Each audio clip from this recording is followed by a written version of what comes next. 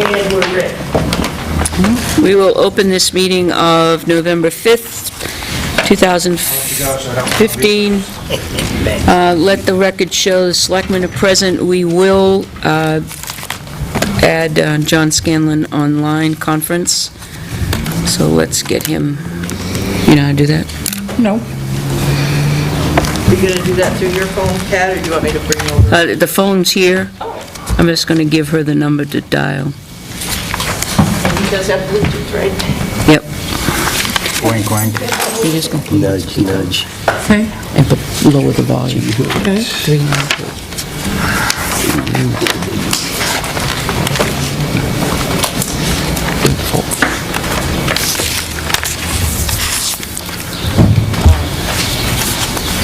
Conference or speaker? No, speaker. Hear me now?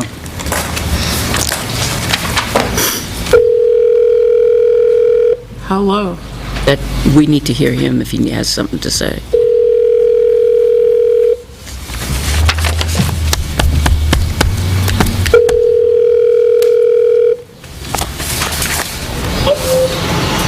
Are you there?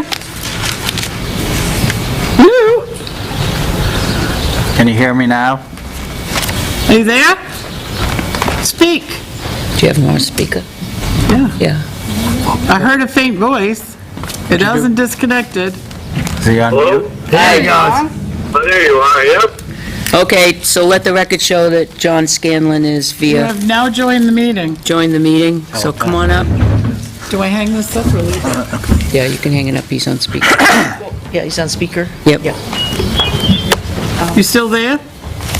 Yes, I am. Amazing. I did this.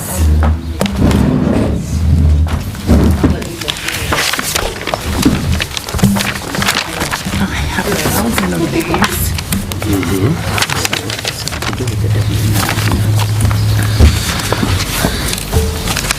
All right, so Candace. Yes, that's me. Oh, good. I have some packets for you first, and then I'll do some quick introductions. Pass them around. Yep. Do you have one for yourself? I do have it. The chief's coming too. Catherine and John, John's on the phone, he will be. John, but he needs a packet. Yeah. Okay. And Catherine, We have Selectman Scanlon on the phone with us as well, because he's driving from his, Oh, thank you. okay. oh, okay, and she has one, okay. Good. So we'll need one for the chief when he's on his way. I brought 8 total. Okay. Do you want it or do you want to hold it? No, you could do the whiteboards, that's. Okay. So thank you for having us. My name is Candace Schaefer. I'm your benefits advisor from Health Trust. Can you hear, John? No, I can't hear too good. Okay, how about now? Is that a little better? Hold on a minute. Push that one away and then, Rearranging speakers, John. I wonder if he's hearing me through the phone. Yes, that's how he's hearing. yeah. Through the phone. All right, now try that. Can you hear me now? Yes, Okay, great. So my name is Candace Schaefer. I'm here from Health Trust. I'm your benefits advisor. So it's my job to work with the town to be your direct contact with Health Trust regarding any medical plan options. I also work with Joyce very closely on your other lines of coverage or auxiliary lines like life, LTD, and STD. I also have Ashley Brigham here with me today. She's your wellness advisor. She works on all of the slice of life and wellness components that come with your medical benefit. And we also brought Kevin Flanagan with us today. He's a new benefits advisor with Health Trust, so he's here to observe and learn. So Joyce had asked me... Test you after, Kevin. Position, Oh, a new position? new position, you know, like, been Okay. around for a while. Oh, yeah, we've known each other for a long time. Oh, good. Kevin's been around for a little while now, just in Yeah. a different role. So we have been asked to come out and go over some medical plan options for the town, as Health Trust did vote in our board over this past summer some changes to our medical plan offerings to our entire group population. And we're making these changes for various reasons. One, to streamline the options offered through Health Trust, to ease administration both for Health Trust and for our member groups. And also, especially for the under 50 pool, in which you are one member group, is to streamline the options in that pool for fairness as well. So because all of your claims are pooled together for rating purposes, any claims that you absorb as a town is also absorbed by every other town and group that's in that under 50 pool. So we think having similar benefit options is only fair for the entire pool. Okay? So before I get into these options real quick, I wanted Ashley just to talk about some new apps that are coming out with our wellness program. Sure. So this is Ashley Brigham speaking, the Wellness Advisor. I've been the Wellness Advisor for Health Trust for about 2 years now. So all of the information on the left-hand side of your packet is regarding our wellness programs that we offer through Health Trust. And all of these programs are offered regardless of the medical plan that our members are on. So every single medical plan offers the Slice of Life program, as well as the Smart Shopper program, which we rolled out on January 1st of this year. Really, these programs, the goal is to kind of make our members better medical consumers. So as you may know, your rates, the rates that we set for the towns, the premium rates, are based on your own claims utilization of the town. So in providing these programs to the town, it kind of gives our members opportunities to be smarter about, you know, where they're choosing to go to for their different medical procedures, or kind of encouraging them to live a healthier lifestyle. So through the Slice of Life program, we give our members access to a health coach, to a health assessment, and we offer monetary incentives for doing that. And the Smart Shopper program, if you're not familiar, is for our members to shop for different medical procedures. You'll see the green and orange list on the left-hand side of your packet. And so if our members choose to go to one of those cost-effective facilities, they'll actually earn incentive money back for choosing a more cost-effective facility for their different procedures. So it's really a way to lower the claims utilization of the group, and it's really, with the Cadillac tax coming, really a good tool for our members to be aware of. Some of the new things for 2016, as far as the Slice of Life program, that your kind of entry into the program is still taking the health assessment, and all of our members get $75 for taking their health assessment online. We actually have a smartphone mobile app that we're rolling out in 2016 as well. So in the past, all of the Slice of Life was offered through our online portal, so you had to actually use a computer in order to access it. But now we're trying to make it a little bit more convenient and help increase utilization and awareness of all of the wellness programs that Health Trust has to offer. We also are rolling out our single sign-on, so instead of going through multiple different websites to access different programs, you can now access the Smart Shopper program and the Slice of Life program through the Health Trust website, rather than going to two different websites for that, which will hopefully streamline and again encourage member engagement in those programs. The green and orange brochure here is the Life Resources program, and that's actually available to all employees of the town and their family members. So this is the Employee Assistance Program that's available, and through this you get a legal consultation, a financial consultation, as well as a counseling benefit through that as well. So it really is a rich benefit, but it's an underutilized benefit by our members as well. So trying to get the word out about that. This year, we do have a representative from Life Resources that specifically works with Health Trust members. She has her master's in social work, and she does on-site workshops. She's really a great resource to have in your back pocket if you ever need any kind of employee trainings or anything like that. Her name is Jen Carantona. So that's information about, In you the know, app. all of the wellness programs. Oh, and they actually just rolled out a mobile app for Life Resources as well. So you can have access to, you know, articles, webinars, a counselor on the spot. It's all the same phone number that any of our members can call. And not even our members, anyone that works for the town of Tilton can utilize them as well. So I just wanted to take a few minutes to do a very brief and broad overview before Candace kind of got into the nitty-gritty of the plans. So if anyone has any questions, I certainly welcome them, but if not, I can hand it over to Candace. Great. So are you ready for the super exciting stuff? I know, health insurance. I know. I know sometimes health insurance can be, you know, one complex and not the most exciting topic. But I know that all of you have a copy of your rate letter. Joyce told me that you should have a copy of this. It was sent out from Health Trust. We send this out at every renewal. And Ashley did touch on a couple of things. But I wanted to know if there were any questions regarding the rate letter or how we set our rates at Health Trust before I went into the medical plan options for you. I haven't had a chance to read it. But that's okay.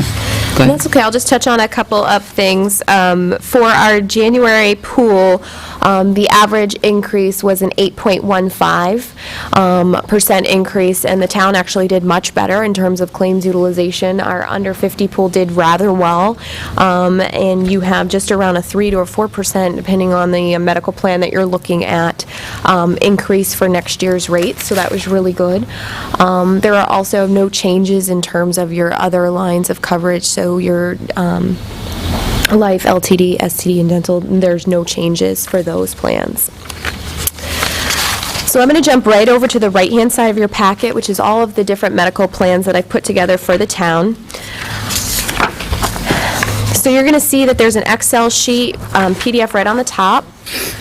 This is what I'm going to educate to today, but if you have any questions or if you want to look further into each medical plan option, behind this sheet on the right-hand side are what we call the cost-sharing schedules for each of the medical plans. It goes into depth, line by line, for each medical plan, so if you wanted to take them out and compare them side by side, you certainly could do that.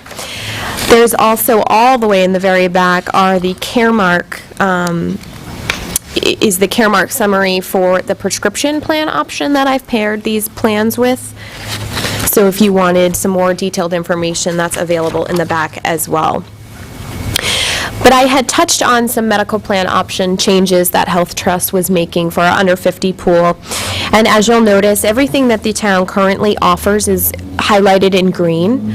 I did not put the site of service plan that you currently offer, and I believe a few of your folks do take advantage of that plan. I did not put that on here because it's not affected by those changes. You can continue to offer that medical plan with the same prescription. There's no changes that need to be made to that plan. One quick question there. It says maximum of 50% employer funding of deductible allowed. On the Correct. SOS plan? Yes, And before it was 25%. correct. Okay, so that's been increased to 50%. It has been increased to 50%. Okay, because our current policy is that we have paid for anybody that enrolled on it. In that SOS, we contribute 25% towards the deductible. Yes. So we could contribute more than 25% as added incentive to get people to go to the SOS. Correct. Okay. Yep. The premium is the same on the SOS? The premium will change for 2016, but there's no change from what's in your rate letter. Yes, there's no change from what is in the rate letter for that plan. Quote that amount for the Yes. SOS. Correct. Yep, what is in the rate letter is correct for the site of service plan. Yes. So on this sheet here, the two plans, or three plans, I should say, that are affected by the medical plan changes are the Blue Choice, or BC, 3T10 is what we call it, and the AB5, or what is currently known as the Matthew Thornton Blue 5 plan. One of the biggest changes that we're making at Health Trust is with all of our Matthew Thornton Blue plans effective January 1st for January groups, so starting right at the beginning of the year for you, all of our Matthew Thornton Blue plans are moving from the New Hampshire Anthem Network to the Access Blue New England Network. So individuals will be able to select a primary care physician anywhere in the 6 New England states that are included in the network, any physician that's in that Anthem Access Blue network. And they will also be able to self-refer their care within the network. So that's a huge change. As of right now, on the Matthew Thornton Blue plans, they have to either work with their PCP or their PCP provides a referral for all of their care. Starting 1/1 of 2016, they'll be able to self-refer their care in the network, in the New England network. And that's the AB5? Yes, so everything that used to be MTB is now AB. AB, yep, so the AB5 plan is your current Matthew Thornton offering. That network change does not apply to any of the Blue Choice offerings. The Blue Choice remain the same because with the Blue Choice plans, currently you have the ability to seek care either in or out of the network. It will change what you pay out of your pocket at the time of service, though. But that plan already has that flexibility. So why even keep that plan if you have the Access Blue now? Why even keep that as an offering, I guess? For one thing to keep in mind is if you have early retirees who perhaps live entirely out of New England. Say you have an early retiree who, if you allow retirees on your medical coverage, who lives in Florida, for example, they would not have access to regular routine care in Florida under a Matthew Thornton plan or under an Access Blue plan, because they wouldn't have the ability to self-refer outside of the network or outside of New England. This is someone who would be retired under 65. Correct. Okay. Yes. We would only have 2 of those that are under. And are they living in New England? Yes. They are living in New England. Okay. So they would have access to care, no problem, through the Access Blue plan with the New England doctors. Now, if somebody does want to seek care out of the network and they're on an Access Blue plan, they do have the ability to do that, just like they do now. They would just need a primary care physician referral to do so. If they're outside of New England. Yes. So say you wanted to see somebody in New York City, see a specialist in New York City, you could certainly do that under Health Trust plans, but you would have to have a PCP referral to do that. And that's a special thing that we have in our contract with Anthem, so that's not something that you would be able to find in a regular agreement if you were to go, say, buy health coverage directly through Anthem. It's something that we have negotiated specifically for our members. So what I did is I have provided you with, I'm sorry, I also failed to mention the JY plan as well. That's an indemnity plan. That plan will also be going away, and that is for all of our member groups. We've made that change across the board. There will be no indemnity plans moving forward. So as... Don't we have somebody in the JY now? That she'll be turning 65. Okay. So we knew that was coming. So she will not have. Okay.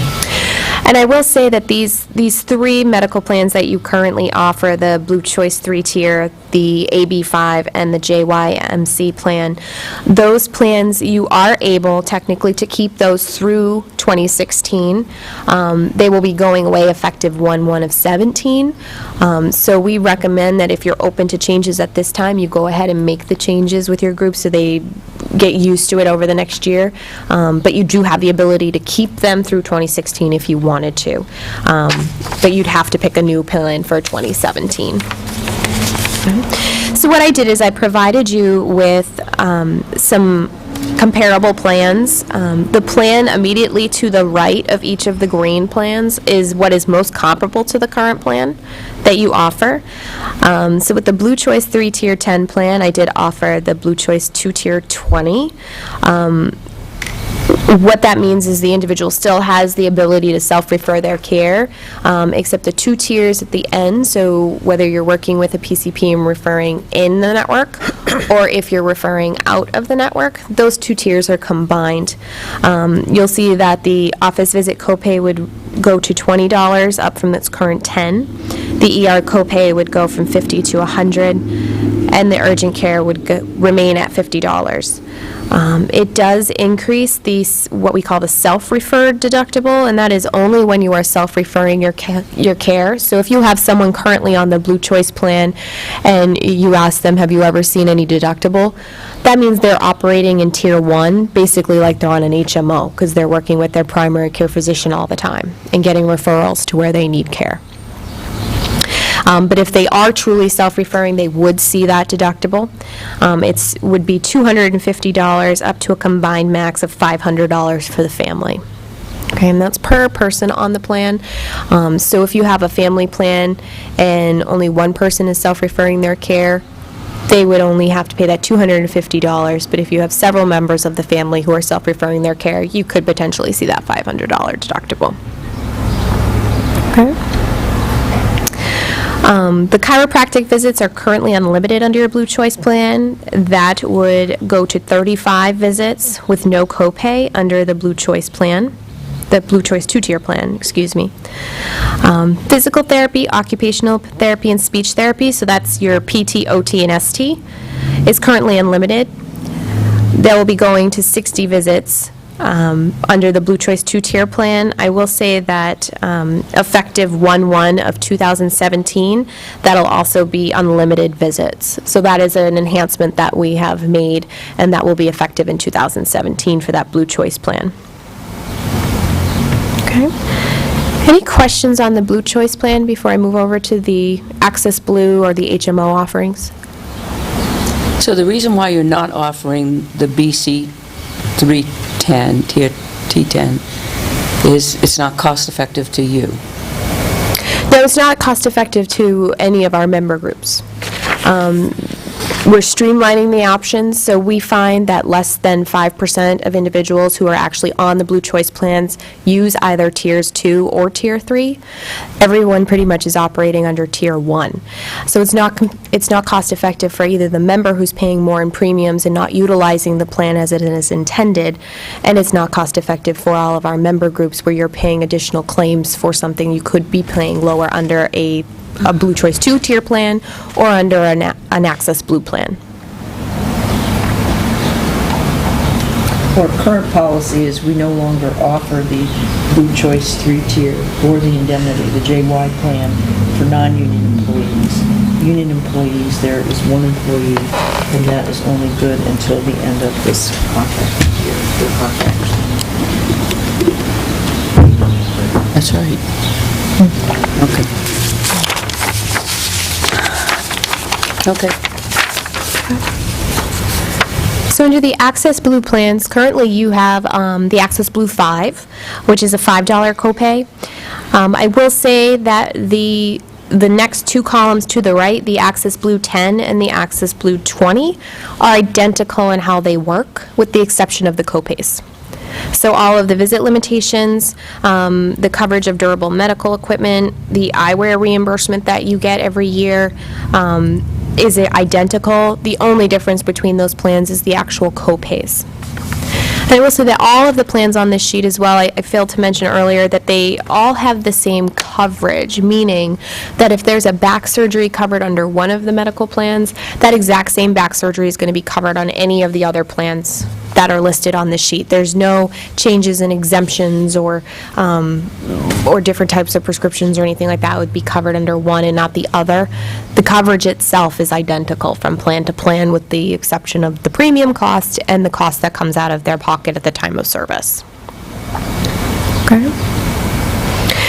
And then all the way over to the right, I did want to show you something that was in between your current Matthew Thornton Blue plan or your Access Blue plan and your site of service plan that has a $1,000 deductible. I wanted to show you something in the middle.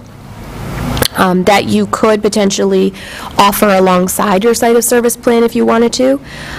This is called the Access Blue 15 IPDED, which just means deductible. So it would be a $15 copay on this plan, a $100 ER copay, and a $50 urgent care copay. Then it introduces a standard deductible. So our standard deductibles are only applicable to certain services. So things that are listed in the cost sharing schedule, the only time a deductible would apply is if you see the word standard deductible. So things like inpatient hospitalization, your high-end radiology like MRIs, CAT scans, PET scans, hospice, ambulance rides, and, for example, some of the things that they do to you in the emergency room, like minor surgery, things like that would be subject to the deductible. But all of your routine care, going to the doctor for a strep test, or you have the flu or anything like that, or going to a physical therapist would not be subject to the deductible.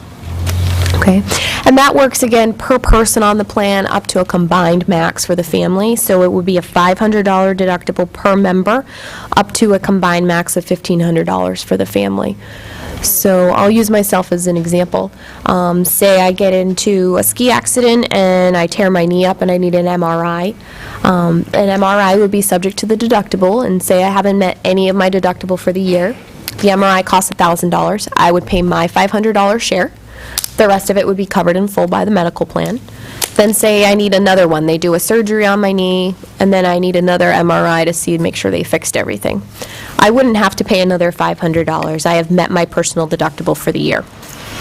But say I'm on a family plan and my husband needs an MRI himself. He would pay his $500 for his deductible, and then he'd be good for those deductible items for the rest of the year. So if you have a family, for example, who has 7 individuals, each person in the family needs 7, each person needs an MRI, you wouldn't have to pay additional deductible. The most you'd pay is $1,500 in a calendar year.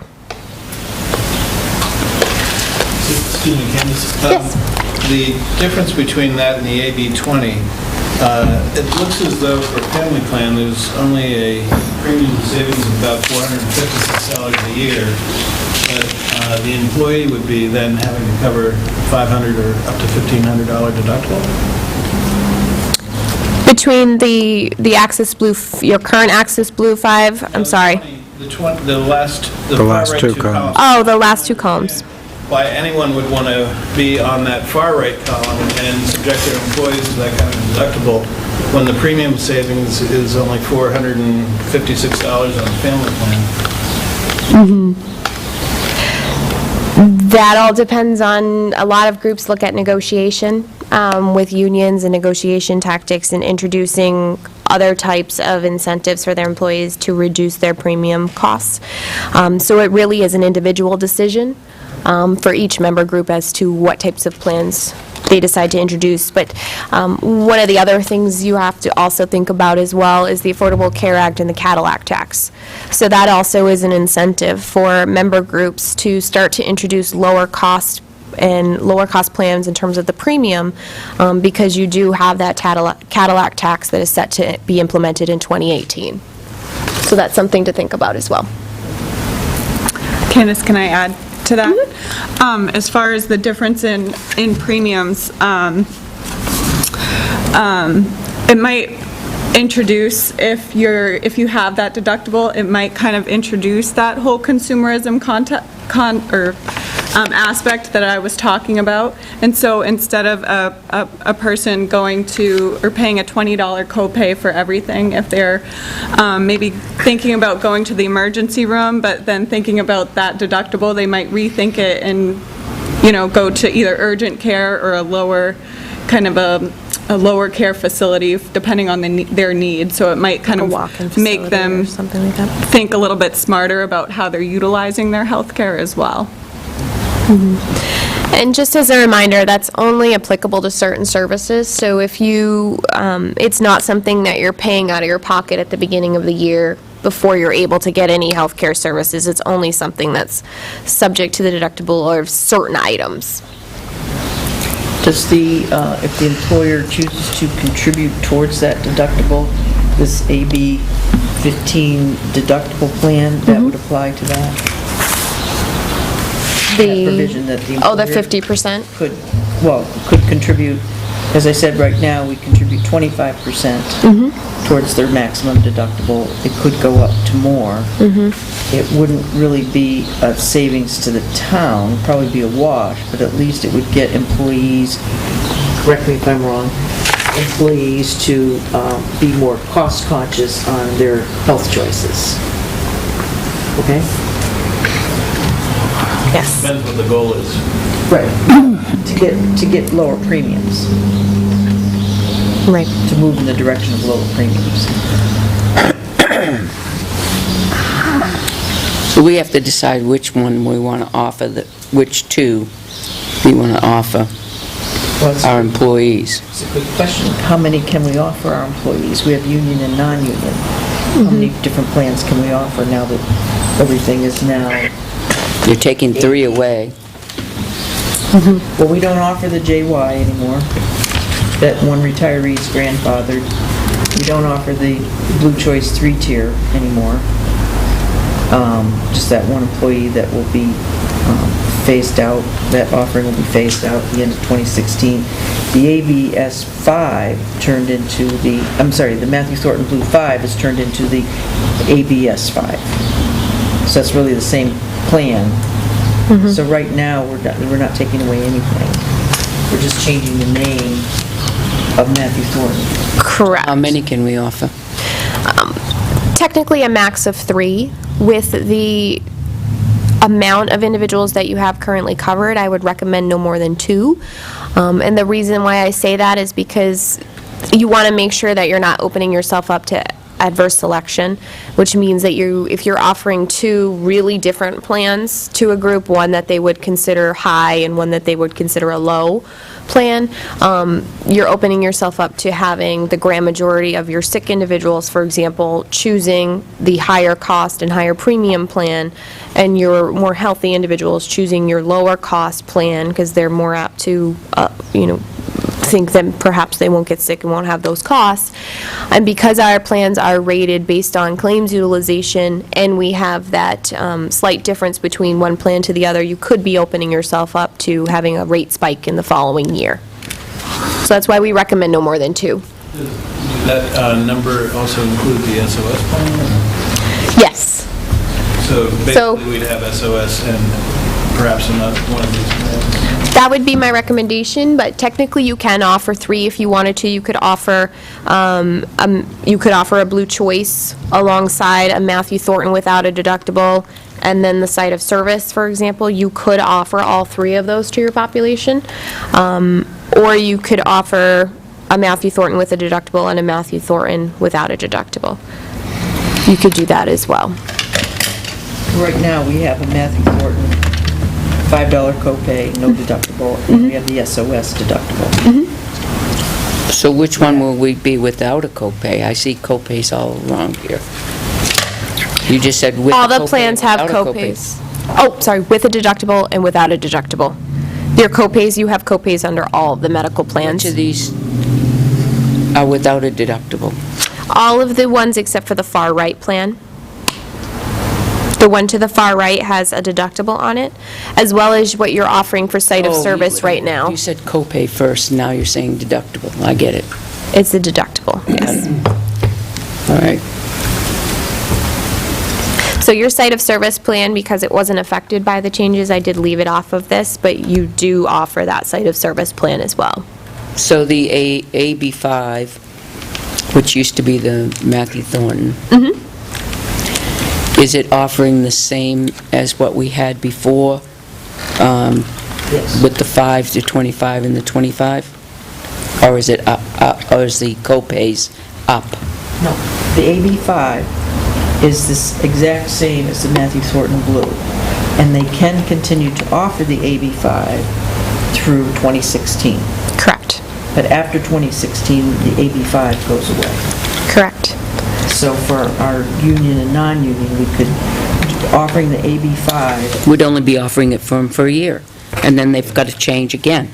Right. That doesn't All of make, these are makes going sense. away Right. 12/31/2006, according to this. Why are these even on here if they're only going to be here for a year? so that you can compare what you currently offer to what else is available and what you'll be able to choose from. So if we wanted to choose from these 7 columns here, really, we only have 3 to choose that are going to be here anytime beyond 2016. You have 4. So the ones that are not highlighted on the top, that are just clear and not in green, you can choose from those plans, and you do also have the site of service plan that you currently offer. That one can also be offered. There's no changes to that plan at all. Just so that you know, when you look at the budget later tonight, Chris and I had used the AB 10 and AB 20 as different examples For 2016. for 2016. Because we said the same thing. Why offer something and then take it away? But at least it gives notice that that's going away. It takes a family a good 6 months to 9 months to really get situated in a plan, if you're changing it, to get a feel, is it working or is it not working? And then you turn around and, oh, by the way, so we're not offering it next year. I don't think that that's really fair to the employees to do that to them. Myself personally, that's my own personal opinion, but, so I wouldn't go with the AB5, because I know in a year from now, just when they're getting settled into what they can and what they can't do, what's available to them, what's not available to them, it's going to go away. And now they got to start all over again. I would prefer getting them settled into a plan that's going to last, a few years, that we can substantiate. When do we have to make this decision by? Any changes need to be told to Health Trust by November 30th, so that I can implement those changes for you for a January 1 date. Yep. So we've got, you're going to sit down and look at the difference and recommend, you and Tim, you have that for us already, okay.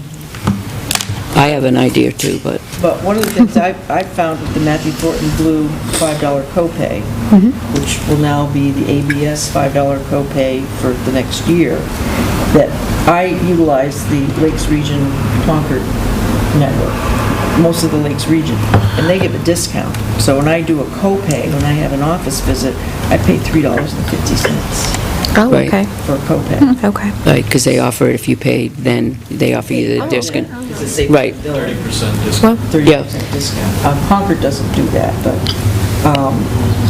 the other nice thing about these plans is that they cannot, I don't want to say back bill, what is the term? Balance bill. Balance bill. They cannot balance bill. If you're working with an in-network provider, Yeah.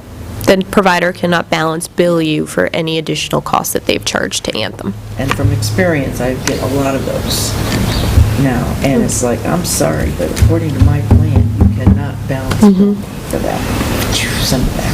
And if your individuals are familiar with how the Matthew Thornton Blue 5 plan works right now, if they were to move, for example, to the Matthew Thornton 10 or Matthew Thornton 20, the plans are identical. The only difference they would see is in the copays. When they actually go to the doctor or go to the ER, what the actual copay would be. The plans themselves work identically. Now, if you were to introduce the last plan, they would see a difference if they were to have something subject to that deductible. So, just something to think about. Great. Wonderful. Do you have any additional questions, concerns that I can help address? One thing I just wanted to mention, you had stated earlier that the life, short-term, and disability has all stayed the same, but one of these, there was a reduction in the rate. It was... The short-term, sorry. Short-term. It Yes. was 35 cents per $10 of weekly benefit amount, and it was... I'm sorry, I've got the wrong one. Do you remember which one that was, Tim? Do you remember which Yeah. one? The rate change? Yes, it did. It went down. The short term? The short term. Okay. Yeah, I believe it was 41 or somewhere in the 40s, and it went down. It went down to, what was it, 0.38, yeah. Yep. Has the total rate come down on what we pay from last year? Or has it gone up? Unlike on a family plan? Oh, it's gone up 2.4%, right? Yes.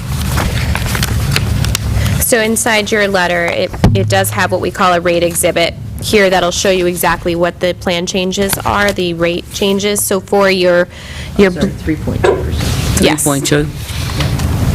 So for your Matthew Thornton or your Access Blue 5 plan, that is increasing 3.2% for 2016. Yep. Okay. Oh, what's the 4.2%?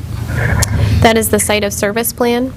And again, that's what I was talking about a little bit with the adverse selection issue, offering various plans because there is a slight deviation in each of the medical plans in terms of how much they increase from year to year.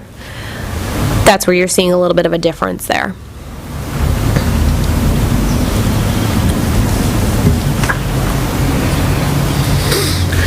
All right. Any questions for Candace? All set? All set? John, you got any questions? I think he's walking up here. Oh, I think he's already left. He's walking upstairs. Sounded like he was taking a step Yeah. out of his bed. And dropped something. So the only time there's a change in what's being offered in the plan is that one, it's the $100 deductible on the AB 15. It's a $500 deductible $500. on the AB 15. Yes, they would see a change in that plan. And let me just double check. There is a change to, as well as the durable medical equipment.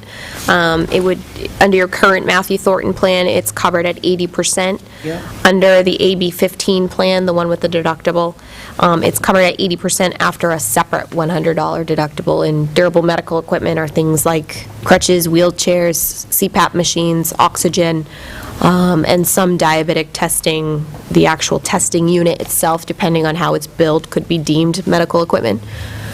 So it's for things like that. So there is a slight change for that as well. Up.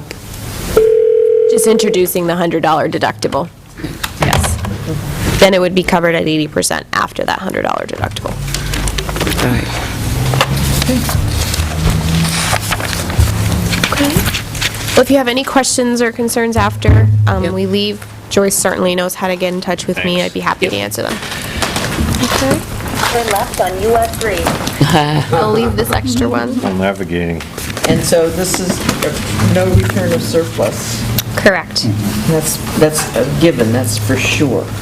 Unless the Board of Security and Regulation comes back to us and says that we're holding our reserves too high. We've had two actuarial groups look at our reserve level, and they believe we're exactly where we need to be to remain solvent.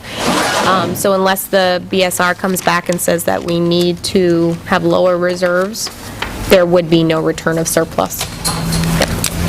But that's always a possibility, that they come in and tell us we're too high, and then we would return what they think we should return back to the member groups. That chance. Thank you so much for Thank you for having us. time out of your evening. Kevin, always nice to see you. Life resources today. Oh, good. Oh, good. So, Hope you had a positive and Dale, experience. our new administrative assistant, at our last staff meeting, before, she, again, informed our employees, Great. department heads that the service is available. Available. Perfect. Yep, absolutely. And if you ever feel like your employees need educational sessions, et cetera, we're always available to come out and provide those, so. And any new plan implementations, of course, we would come in and educate. If they do a little plan. You know how to get us, Joyce. Thank you. Thank you for Thanks so having much, us. appreciate it. Good night.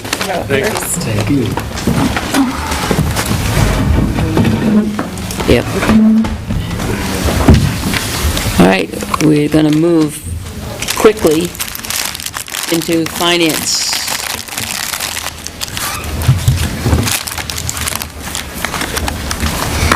See if we can make up some time.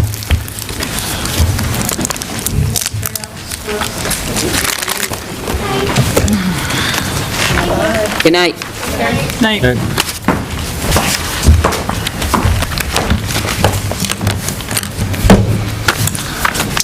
Okay, what we have here is the draft budget as it exists today. and with some explanations of some assumptions, what we're still missing from people. But I would say it's 95 or whatever done. And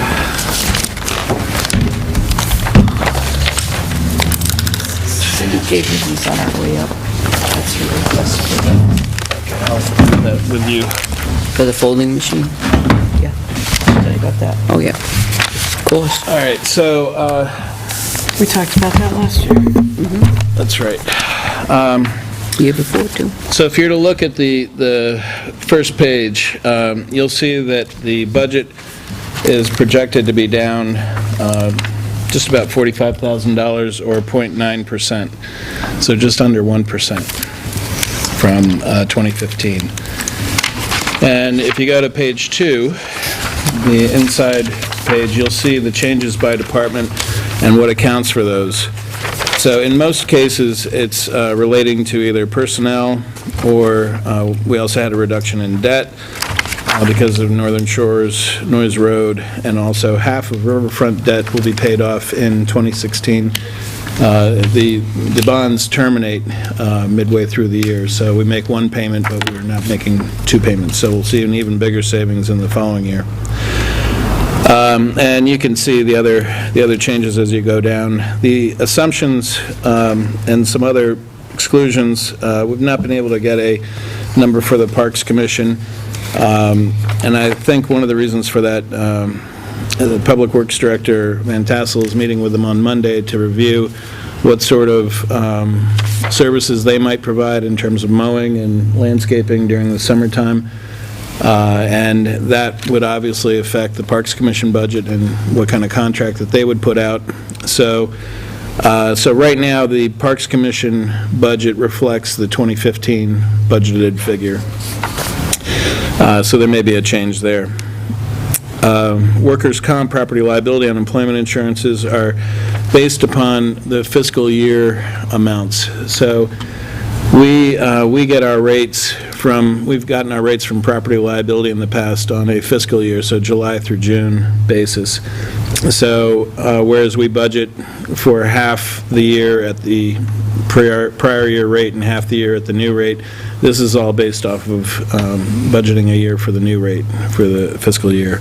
But of course, we're not going to be, we're projecting we may not be with property liability, and so there's some, those could be big changes. Can I ask you questions on this page, or are you? Sure, I was just going to, I only had a Keep few going. other items. right, go ahead. Merits are in at 2.5%. We selected, also, there's one salary item that is still in a probationary review period that hasn't been budgeted for next year. That's item 5 on page 2.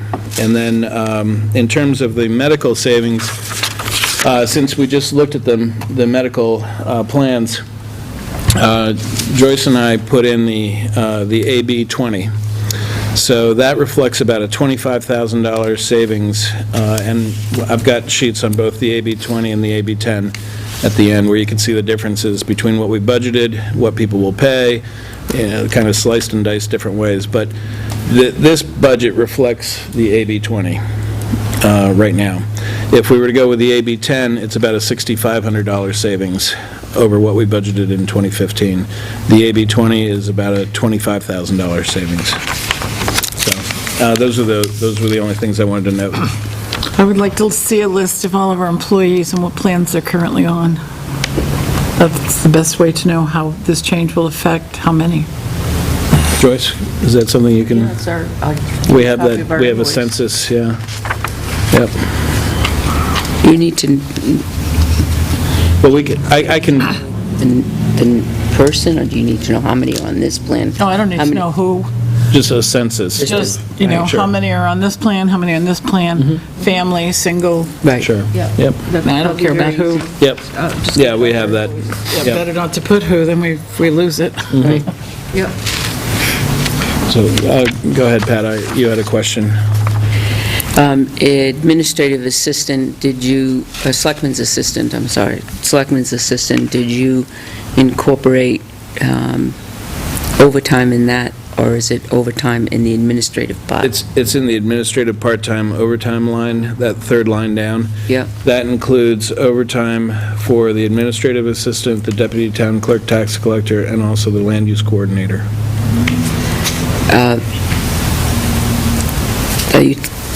Did you take an average of April till now? I can tell you exactly how we budget it, if you give me 1 second here. So your notes won't show up when I look at it, right? No, they will. They will. All right, so that particular line, let's see, where is it here? Here we go.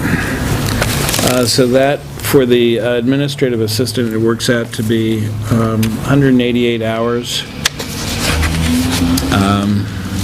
which is 4.5 hours a week over 40 weeks.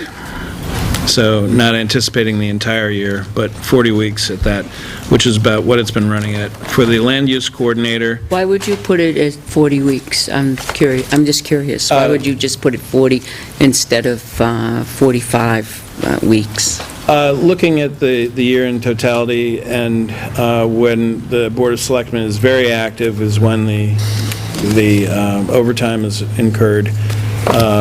And it just seemed as though it's right around that 39 to 40 week time frame, if you look back historically when we had overtime for that position. It's kind of a thumbnail. I mean, we could reflect it any which way you like. No, I'm not questioning that, just questioning what your Sure. how you were arriving at it, that's all. The land use coordinator, we have 15 hours of overtime, and for the deputy town clerk tax collector, 30 hours of overtime, and that's over the course of the year. So we're not anticipating much for land use. How much did the deputy town clerk for overtime last year use? Less than that. Well, not less than that. How much did they use? Exactly, precisely. I'd have to run you a report. When we were looking at that, it was I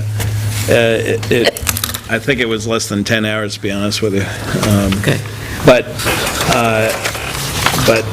there are I'm thinking it's even less than, a Well, lot less than 10 hours, but I Yes. was just thinking that, why would we go to 30? I'm not understanding that. Only because there seem to be times when, I can tell you why we'd go to 30 for next year, because of all the elections. well, that and because of some circumstances with the town clerk, tax collector, and the deputy that seem to indicate that overtime is warranted, but not always available. I wouldn't be surprised if we used up all the 30. So that's where, so really, the majority of that is the administrative I forgot the assistant, elections. 188 hours. Starting in January.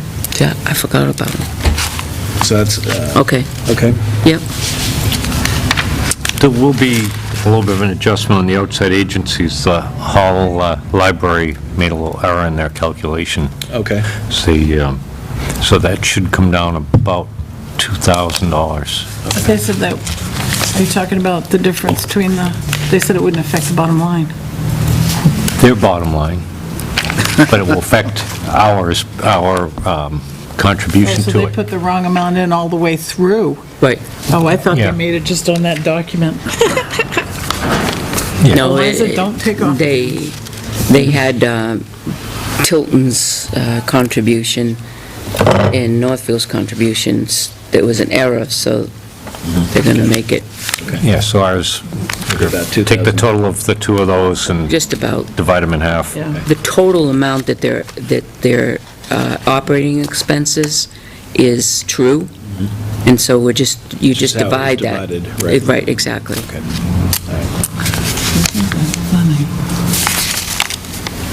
Using the fire districts. Okay. 40.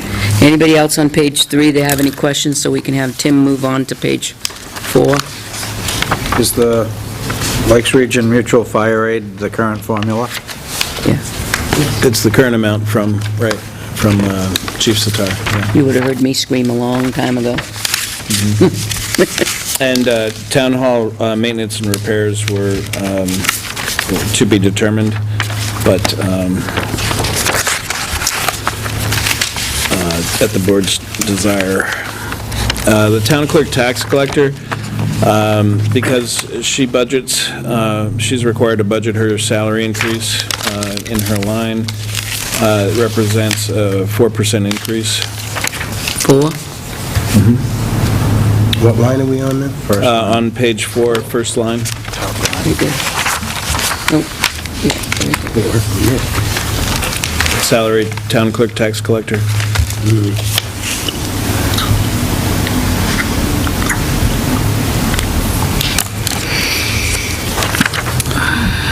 The other things you're going to find in here, in both the administrative line and town clerk tax collector, there are 4 elections in 2015. So that really increases the supervisors of the checklist, the elections in preparation. When we have to pay the company to program this, the ballot machine, it really all adds up. I mean, this is the biggest It's our biggest year.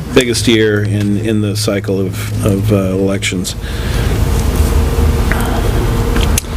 The finance budget I had already presented to you. The one caveat that I'm still looking... Did you change it? No, there's no change to, but with one caveat, which is based upon how we borrow for Caleb Hill Road, if and when we borrow for Caleb Hill Road to start the project, that we would probably be making use of our TAN to do the initial borrowing before we're reimbursed by the state. And as such, we'll have some additional borrowing costs, but... That's not going to happen until the 17th. Well, and that's just it. It may not even happen in 16, but if we have to start borrowing for engineering, or something Yeah. like that, it might mean some increased costs. Right. And, of course, I'm sure you've seen in the news, is the Fed going to increase rates? First it was September, now it's December. And, it all depends on, it seems as though the labor market and China and how China's doing, and it's very complex, but at some point in time, rates are going to rise. Great, they just made a big deal with Great Britain. Well, at some point, rates are going to rise. So in any case, to net it out, though, the finance budget has not changed. Information technology, that came down some. We have less hardware. There's a little bit more in terms of software and services, and I can explain those briefly and be happy to go through a detailed presentation with you at another time. But essentially, the software includes an employee tracking performance review software for the police department, which will probably protect us more in terms of liability and any sort of employment actions. So that's included in there, and that includes a one-time setup of the software. And then in the services, there's additional maintenance for programs that were put in this year, which I've now worked out. We had a snag with one of our software companies that we work with, TriTech, which is the main IMC software, and there was some pricing changes between what they had originally given me and was in the budget, and then they came back and it was precipitously higher. And so that took a little while to fix, but we've got that fixed. So I'll be installing that software before the end of the year. That gives us the cross-agency support and the ability to have a view of Laconia, Northfield, other logs around us. It'll also feed us Belknap's calls, our calls from Belknap, and then also that SPOTS interface so that there aren't typographical errors made when creating a call. It'll come right from the state police network. In A, Yes. how much is that? 13 hours. 13. That's what the board increased it from 10 to 13 hours. Yep. The services, there's some increase in, an overall decrease in services because of some of the monies that I had allocated or had ready because of the server installations and some of the projects for 2015, but we're not going to have to incur that. I do have some money for a backup in here, and then the rest of it is just really communications and supplies, right, the copiers are in there in the services as well. So Cindy has asked us for a number of years now for a folding machine. And she has another request here, probably a good time to bring it up. Either we have leftover money this year. Did I give you yours? No. Well, okay. Thank you.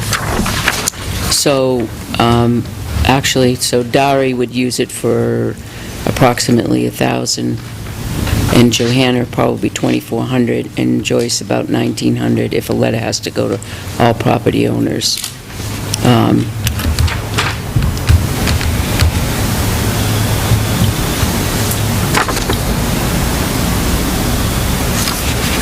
How many hours does that represent?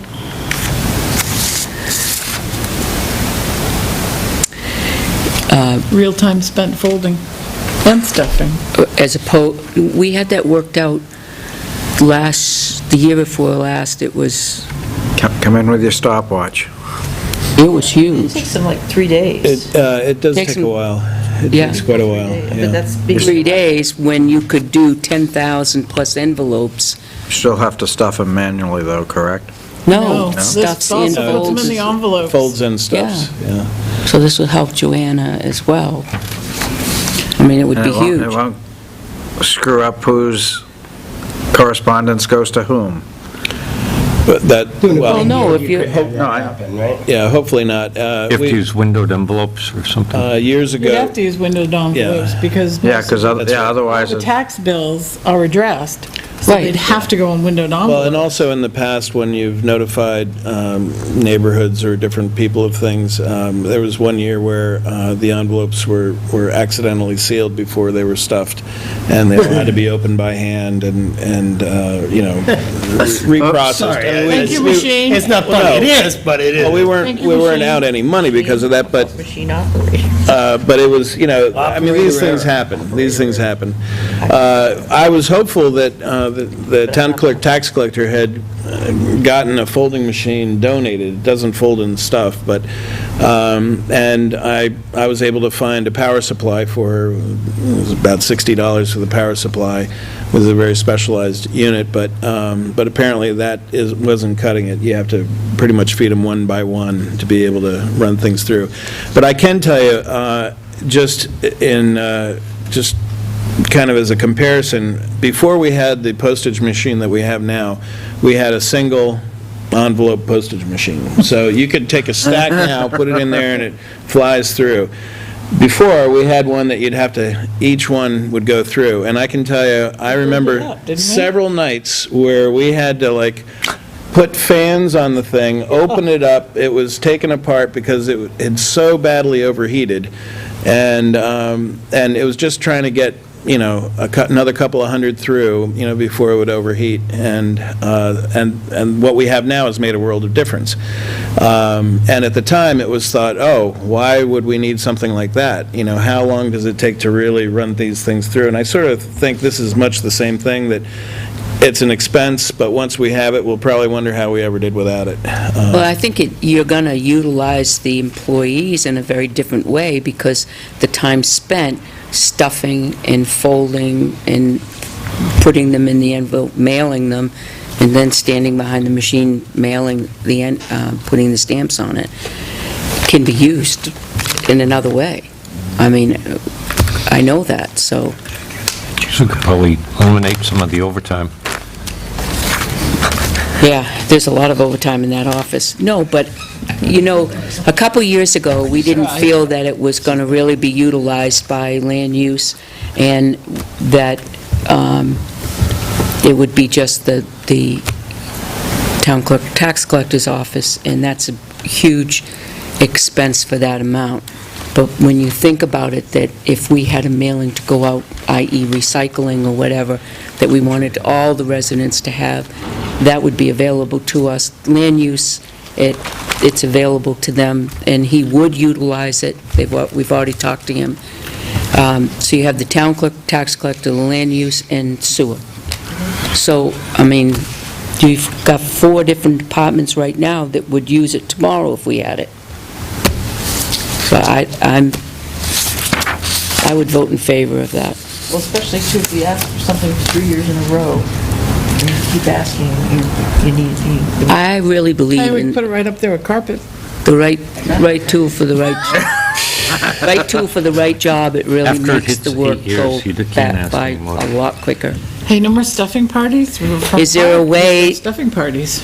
Is there a way that we can get it in at the end of the year with all the other stuff that we're trying to? Well, I'm glad you brought that up. Sewer I contribute a little? Well, I didn't put it in writing Sewer to can you go in yet. half with us. But so far, we've identified, well, we've spent $16,000 for the parking lot resurfacing. We've spent $11,000 on the vehicle with a trade-in. We are anticipating spending $17,000 on the impound lot, and depending upon the roof at the senior center, maybe another $10,000 there. So all told, those are roughly $55,000. We have about $70,000 in savings in the PD salaries line, in salaries and benefits lines. So there is a little bit of room there. $3,200 worth of room? Yes, yeah. But I also don't know what people are requesting to encumber, if anything. There's also whether or not we do, I can't believe I left off the $16,000 for the weapons, because that was the 70, that made up the 70. We haven't decided Weapons and on the ammo. weapons. That's No, a but if it were done, possibility. if it were done this year, that would be $70,000. Now, there are other lines where there's savings, but I was planning on doing that at another meeting. We're kind of go through, what's likely to be encumbered. I just need maybe another week or two to really see that last 6 weeks of the year and how we're going to end up. Because right now, it's fuzzier and it'll get much more clear as Well, the we can weeks. just put it on the list of possibilities. Yes. So can we put that on the, can we put it on the list of possibilities? If it's not a possibility for the end of the year, can we incorporate it in the budget next year? I'm asking the board.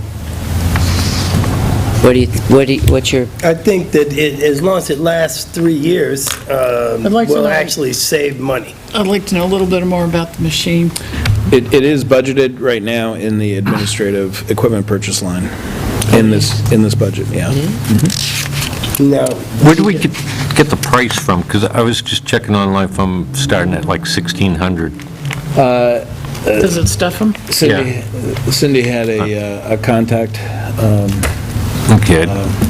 They have various vendors that go to all the town clerk tax collectors. yeah, Yeah, well, Ones a lot of times, Check the it guys out. that show up at your door Yeah. are going to double the price. Tim's, find out a you're little great at Yeah, it's possible we could You know, find something that would. have Newegg the or features Tiger and- Direct or something like that. Warranty, Yep. software. It's not an IT, Service. it's not an IT product. Service. It has nothing to do with IT. Thank God. Don't come to me when it doesn't fold or stuff. But don't you get the paper?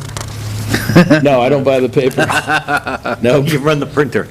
Just don't want it to have, So- I don't want it to have any hidden costs. I'd like to It know what looks the like- warranty is on it. I'd like to know exactly what it does. It folds and I'd like to stuff, know so- how many it does, what capability. Well, I'm sure we can find some vendors that we can let us. Would you like to see a demonstration? Oh, I'm so sure. if it happens, I'm sure. I would, actually. Yeah. if it happens, are you guys willing to chip in a little bit? I'm only speaking as one, I don't have a problem. We're not in a meeting, we can't decide that until the third Tuesday. Oh, you're so full of it. Oh, my God. I'm just asking an opinion, not an answer. I haven't even decided if I want it. She's one of those country-minded nays. Can I go out the door and come back in now? We'll come in as something else. All right, so moving along. Moving along to land use, there's really only, really three items to speak of there. The increase is primarily due to salary change for the number of hours change for the code enforcement officer, budgeted at 23.5 hours per week.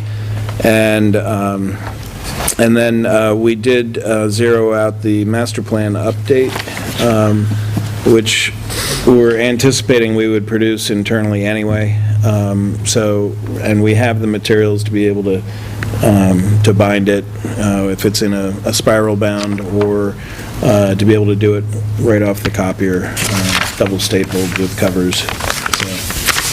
And that had been the cost all along that was put in there to, have it bound somewhere.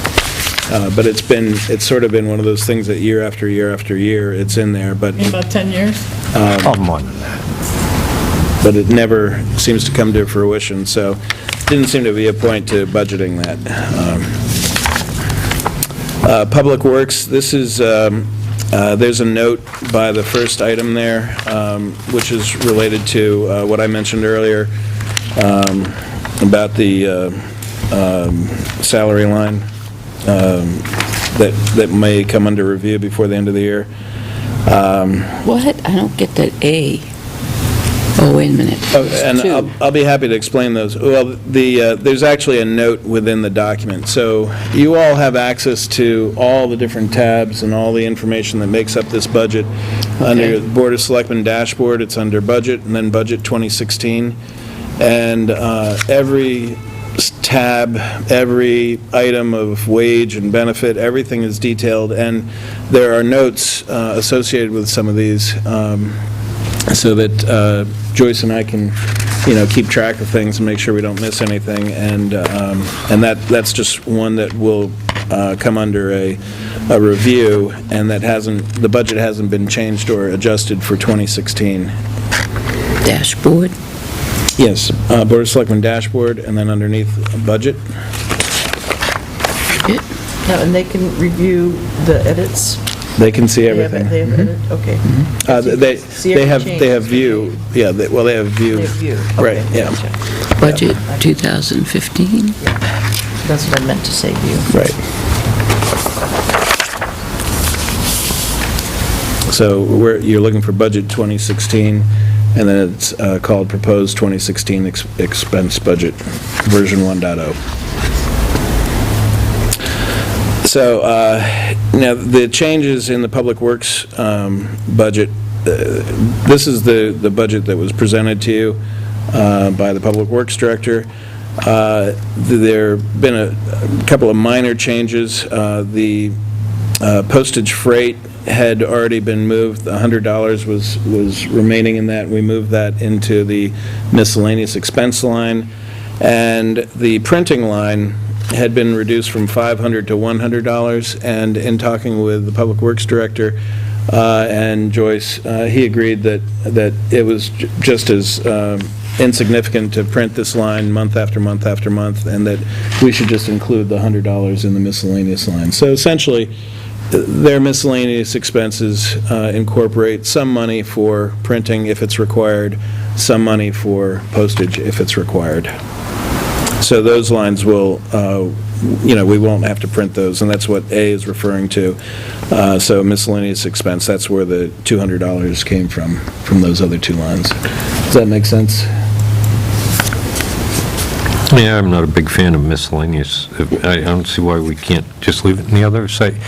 My understanding was that the freight was going to go into the same line that the parts. Right. So that, because that's what most of the That's right. freight is when you order Exactly. parts. Yeah. So in some miscellaneous, shouldn't that freight be in under? It certainly could. They have also they've done a mailing in the past, years ago, and but that was the idea of the postage. So it could certainly go underneath the, there's Johnny. So it could certainly go in maintenance and repairs, or, one of the lines that's used to source parts from.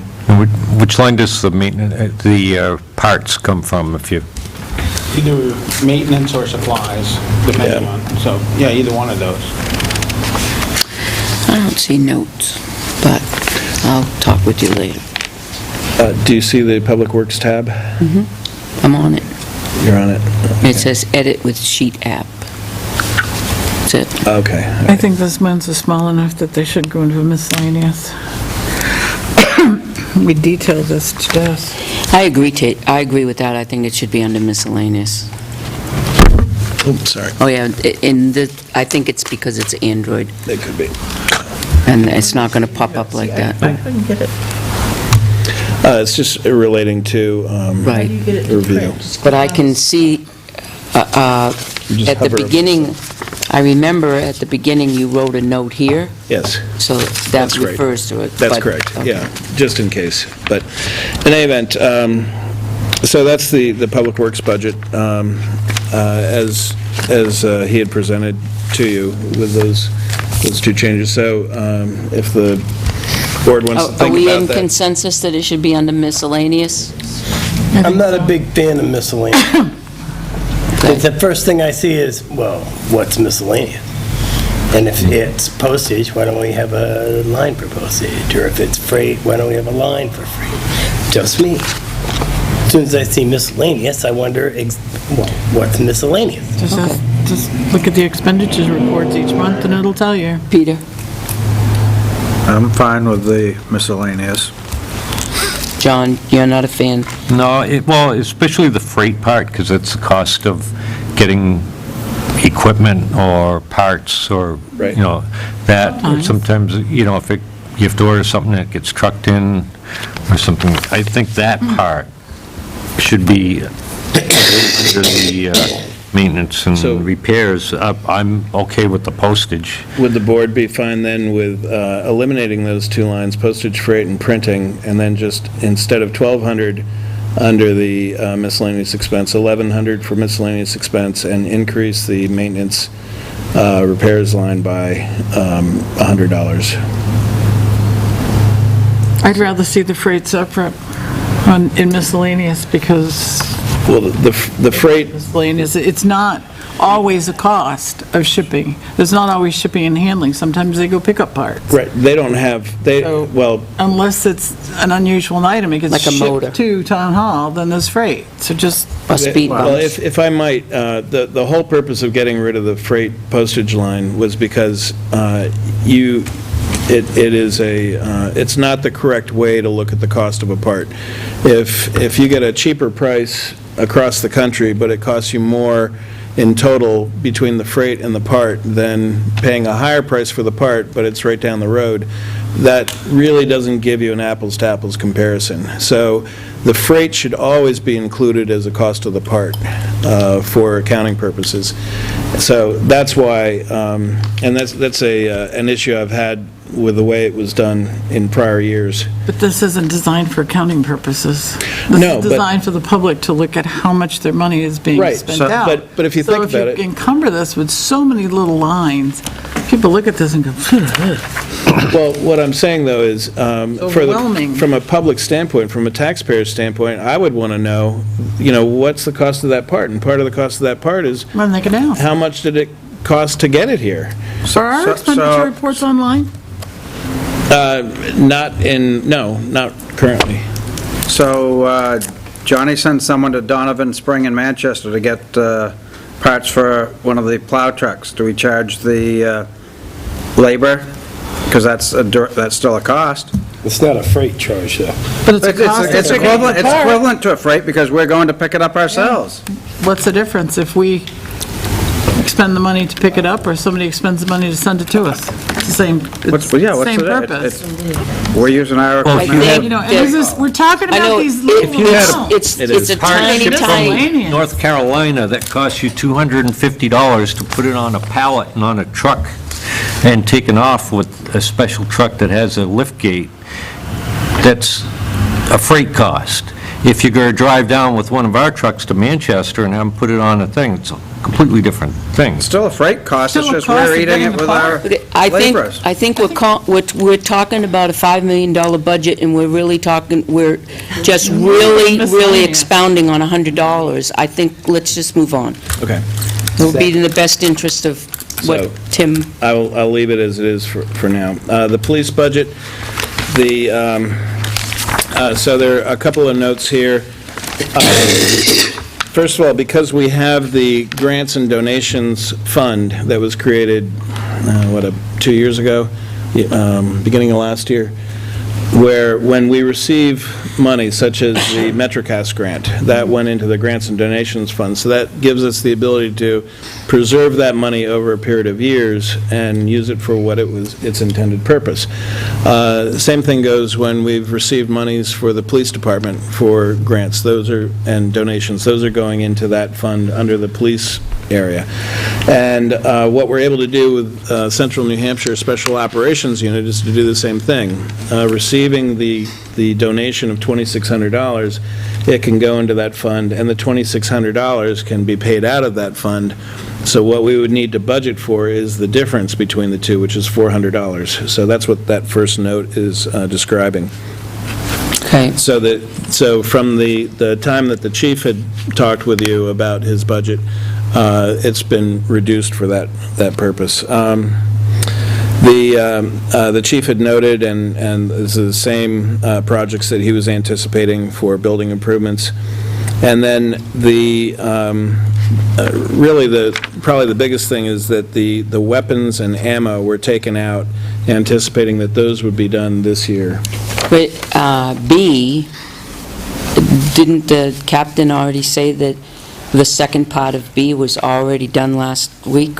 Am I right and correct in saying that? It may have been the LEDs in the training room. Nope. The Sally Port. Exterior door replacement. Actually, I just used it, but I didn't notice any. I didn't notice any change, but it was dark. Thought that was what So he it put could in be. his report. Maybe it is. I may not be that observant. Change the door so it couldn't be kicked in, and then The lock was the same. The door kind of looked the same to me. Exterior door replacement. And that's what he was going to do, just as Gail described. He was going to replace the door so it couldn't be kicked in. Is it going to replace the door or just rehang it? Replace it with Replace it. and it's going to be turned in a different way. Yeah, I think it's the same door as of right now. It opens out instead of in. It opens in. Well, he wants one that opens out, so you can't kick it in. Right. You worried about people kicking it out to try and get away? That's what I would Somebody think. trying From to the break Sally into the Port, police right. station? In any event, so the weapons and ammo of roughly $16,000 were moved into the potential 2015 expenditures, year-end expenditures, if the board is inclined to do it. And then, so really what we're left with in terms of equipment purchases is the one lease of a cruiser in 2016.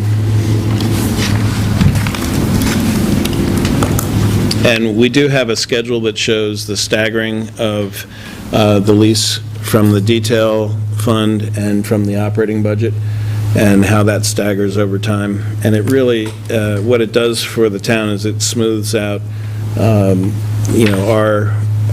payments. And in fact, the detail fund has been doing very well. They've had a lot of money coming in. So that is the police budget. The chief had made, I think you were aware, he had made changes to the legal line as well. He had reduced that, I guess, based upon what he was anticipating. I still want it on the record that I review my objection to that. I think it's too low as well. Which, Legal line for PD. He reduced it from 20,000 to 5,000, and I'm sure there may be some... We're gonna spend that 5,000 just in the next month. Well, and we haven't That'll spent come out of- anything yet this It's gonna year. come out this Depending on year, when but that's I'm just saying, if another incident happens in Right. 1 month, one incident, I see what you're it's saying. $5,000. Do you think we're gonna go 12 months without, I wish, We'd have to have them bill us right now. In advance to come out of this Yeah, year. what are you proposing? Double that? I would say at At least least double it, because we're at the end of the year. What we've already put in for legal doing right now is going to come in January. We know that's going to be, what was the estimate, 3? 3 to 4? So we know that's going to be 90% of the budget already wiped out in January. Hopefully it ends in January, but We haven't spent anything this year, is that what this line? That's right, tells me? that's correct. so far we haven't, right? The following year you will, because it's Why are you knocking negotiation. on There's glass? negotiations. No, it's going like this. For the following year. Yeah, That's the year following. Yeah. Of course, the negotiations happen at the end of next year, right? right. So the law bills will come in at the end of next year. I Right. hate lawyers. Did I tell you that? I mean, Joe has a good point, because 2017 is when the CBA, so we start negotiating in November Yeah, of the end of the year. 2000 So there'll be a couple of of... 2016, so you... after next I year. mean, we have to go back to that, Chief. We have to go back to that, because you have at least 15 to 20,000 in negotiation that we spent for CBA. Some of that is spent in the year following, but November to December, we have a fair amount, probably 8 to 9,000 that we spend in, Negotiations. That Like your sounds about 15? right.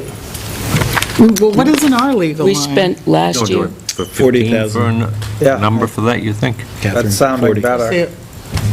Because you're looking at probably about 8,000 for negotiations. You're looking at We about have a 3 to legal line in highway. 4 on the high side for the case that we have now. 12, that's, So I would- 15's. I would So say, between the two departments, Public Works and Administration, we'd have 50,000 set aside for legal. No, there's nothing in Public Works. I said for the two departments, Administration, Yes. and police. Oh, police. Police, Oh, okay, yeah. we'd have 50,000, right? 40 and 10, so we've got $50,000 worth of legal expense in this budget, Selectmen's budget. If you're thinking Up of, it to 10, yeah. My problem is there isn't a suit in the PD department that's less than 5,000, not one. and they're typically not simple.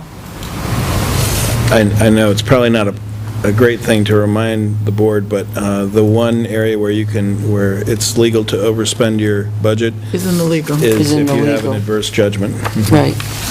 I get that, but I just, I would go with 10 and be comfortable with 50,000 total.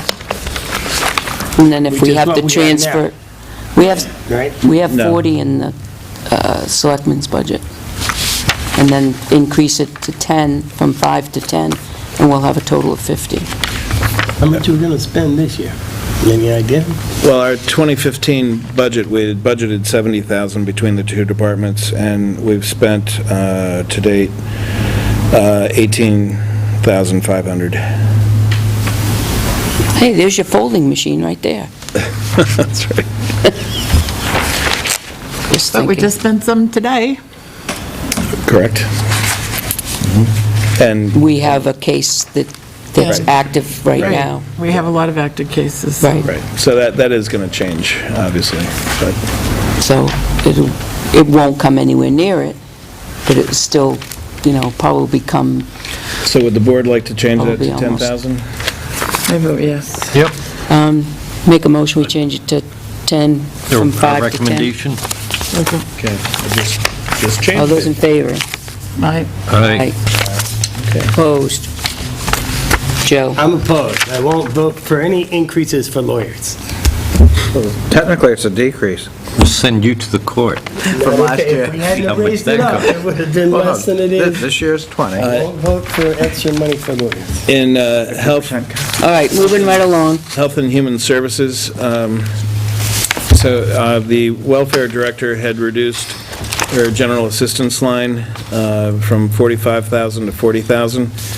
And the expenditures, all these expenditures, by the way, are up to date as of today. So they include even the manifest that's on the table. So we've spent to date $7,800 roughly. And that's really the only major change there.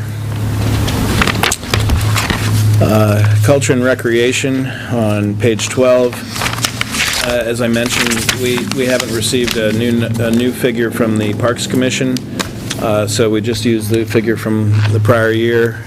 Again, I mentioned that Director Van Tassel is meeting with the Parks Commission on Monday, and so I would think if there's some change in who's doing the maintenance and lawn care and that sort of thing on some of the parks, that we would see a change here or in the Public Works budget once that's determined.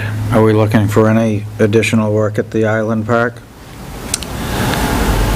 That was just gonna be my $529 question. spent this year. Weren't we going to get an arbor guy to come in and do some trees or something?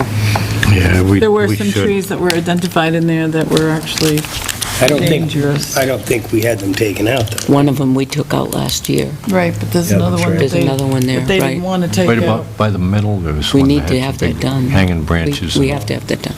It's a safety, there's 200 or 300 people there on a Sunday. It's a safety Not issue. just browsing through there, sitting. Right. There's some dead tops. So Do you think it's in imminent danger of it falling? was listed as danger last year. Yeah. I mean, Just walk through there and look up. Makes you stand back. Well, and we should have it removed. Well, the majority of the expense you see there is electricity. so the park maintenance island, to take that tree out, would it be more than $500? Do you think? Over I was on the trying to island, think of, I have to think it would be. Well, We had a lot of work done in Civil War Monument Park this year. But it was crane work. That was what, 25?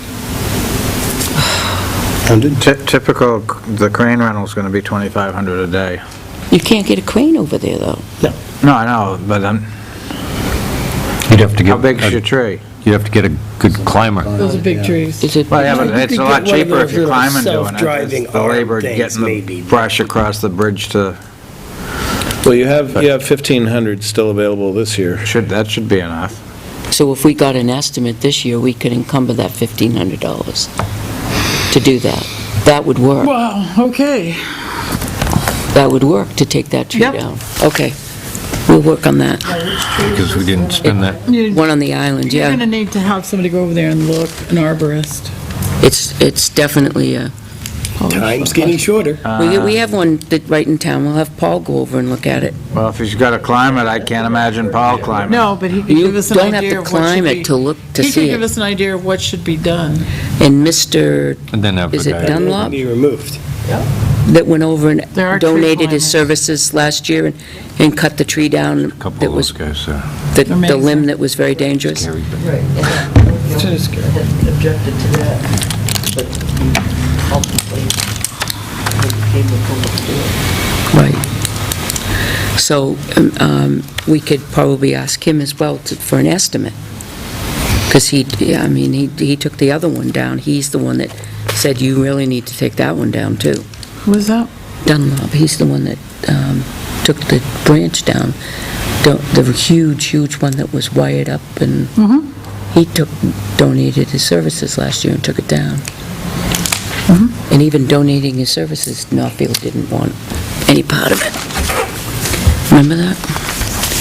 Okay, So, we got charged to doing Out that. of town that day. I don't remember that at all. Oh, yeah, we did.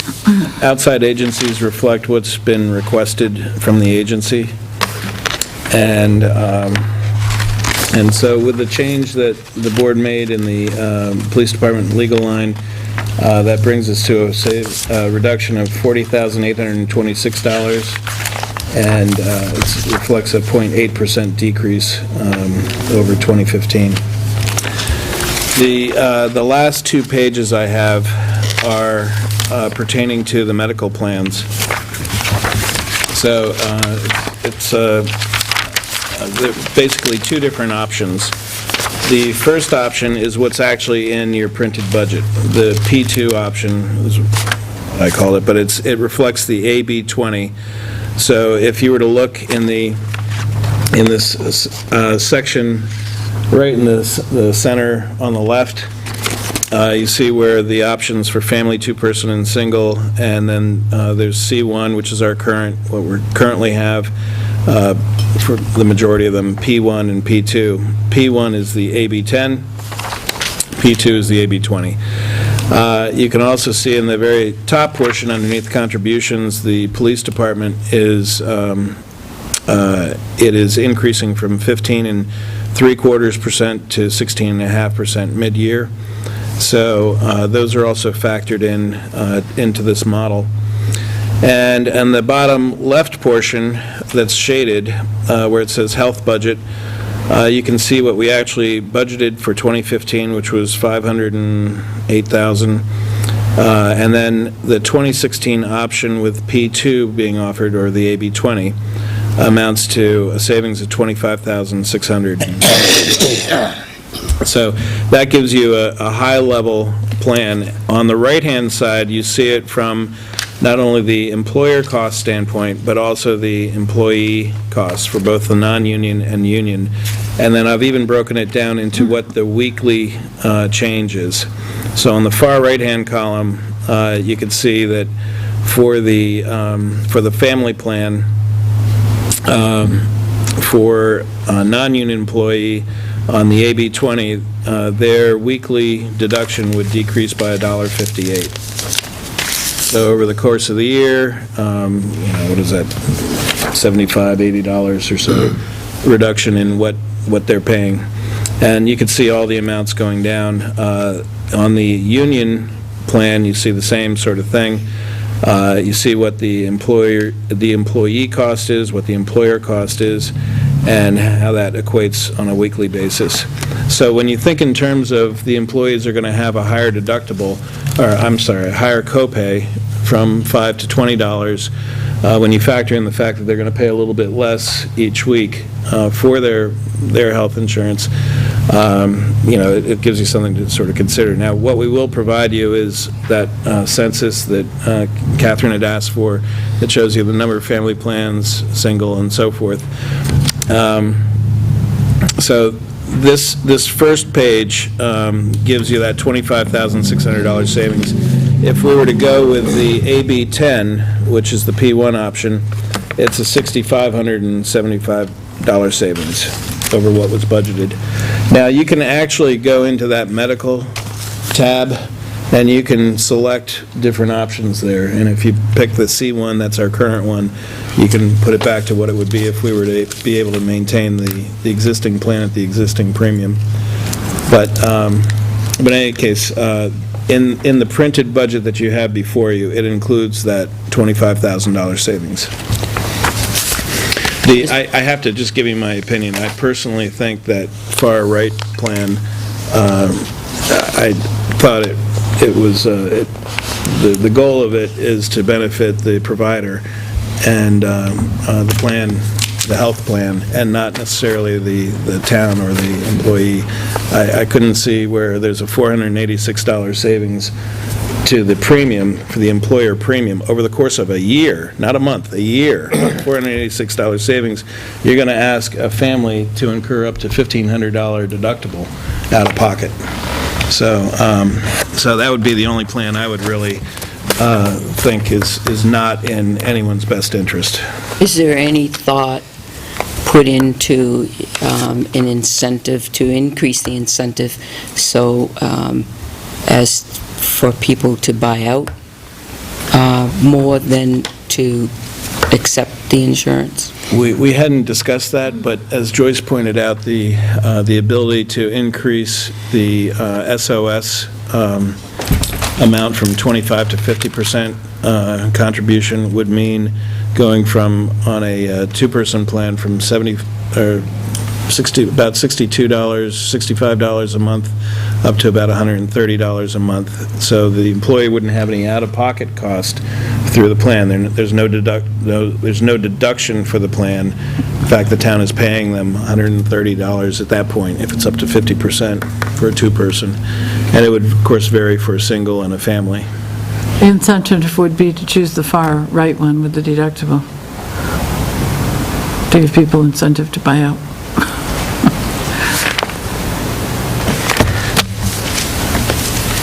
If you choose the one with the deductible, people would go, "Whoa, my wife has a better plan than that." Oh, I see what you're saying. Perhaps, yeah, perhaps. The savings of, so if we're looking at a savings of $25,000, trying to weigh my words here. Is it of your opinion to keep the, is it in the best interest of the town of Tilton to keep the employee contribution the same this year, or to go up? I'm asking both of you, I'm not just asking Tim. I think both employer and employee would save money on the premium, on the amount of the weekly deduction. They'd pay more when they do access the care for an office visit. It only affects an office visit. So how often they go to the doctor is what would be, whether or not there'd be, that their out-of-pocket increase for the office visit copay would exceed the amount of the deduction.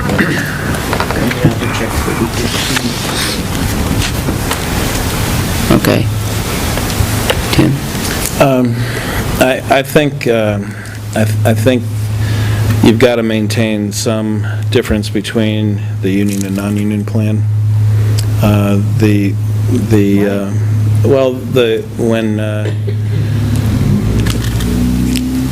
When the union was formed, there was thought that there should be a reason for people to want to be, outside of the union. And there were really no other differences aside from the percentage of contributions. That's, I don't know, it's really tough to say. Wages are different. We try to treat all of our employees equitably. The union are at 16.125. Well, if you average it out, they'll be at a 16.5% starting January 1st. I'm sorry, July 1st. Yeah, 16.5 in there. All non-union are at 12. They're currently at 12, and that went up, was that 2 years ago? 2 years. I think 2 years ago. 3. I would say 2 years ago. What was it before that? 10. 10. So before that, everybody was paying 10? No, the union was, I mean, everybody, right. You see that the correlation, if I may, and I don't have the exact figures, and Tim could probably fill us in a week or two. The correlation between the wage increase and the copay was parallel to what they were given in negotiations, whereas the employee here is on a year-to-year basis as to what their salary is. And some are not guaranteed, nobody's guaranteed a wage increase, non-union. But they have a 3-year of a guaranteed wage. But you're going to get this. So their wage increase for 3 years, the parallel, and that was what was negotiated. Am I explaining that correctly? Yeah. So there's a big difference into having that as a benefit, as opposed to having it as a non-union. But we don't need to discuss that. We don't have to make a decision. We need to think about this and make a decision. November 30th, right? November 30th, right. Joyce and I were recommending the AB 20. The 12% increase for non-union was effective 1/1/24. But you both feel that that is adequate Yeah, I think it'd be nice to see everything if we went- in the weekly amount that's taken out of our checks, which would be So what are you proposing? the 20. the AB 20? All right. It's still the 12%, you pay 12%. The employee Right, pays that 12%. stays the same, right. The other thing we have to think about is that our base plan has always been the $5 a month. Well, that's going away anyway. That's going We could, away. we could do it So this would be the new base plan. one more year, but after that, it would be going away anyway. But again, even non-union, even union would be paying less out of pocket than a premium, weekly premium copay. That's correct. And no change in the plan, except for the amount of the office visit copay. And also dental didn't go up either. That's right. They forgot to mention that. Yeah. That's right. All right. We'll think about it. So- And I'll do like Catherine said, I can give you a census. Yep. See, who it's- Who's, right. So How it affects- really, the things I would recommend that the board consider are, some of the items that we're looking to move into 2015 that had been originally discussed for the 2016 budget. So that if we've already raised and appropriated these funds, it doesn't make sense. So if the board is in agreement with the weapons change and ammo, that we start to plan these things out, because we've really only got, 6 weeks before the end of the year, or 7 weeks. So those are the things, the roof, at the seniors, the outbuilding at the senior center, seeing what the final figure for the impound lot's going to be, things like that, that we really got to nail down. So I'm using We 17,000. really haven't gotten any more information on why we need new guns. So, Well, I'm just bringing it up because those are the things I think, you really need to give some thought to, so that, you've got time to really consider all the options, and you don't have to make a rush decision on something, so. If we waited a year on the guns, would that be a safety feature, how can we, safety issue? they're not worn out. Yeah, no, Just want the answer. it goes by the number of rounds they put through them and the combination with the years, so they're about at the 10-year mark. Stop shooting them. And the fire, when you go to the firearm instructor school, they tell you that you should have between 10 and 12 years to replace them, so we're coming up on that now. They wanted to replace them last year, and we went with the and put it off a year. Well, they're at 8.5 years this year. That's what we were told. Yeah, so I mean, So we had, we're okay. There's some time. okay. So the answer is yes. Okay. What's the cost savings going from 40 to 9 millimeter?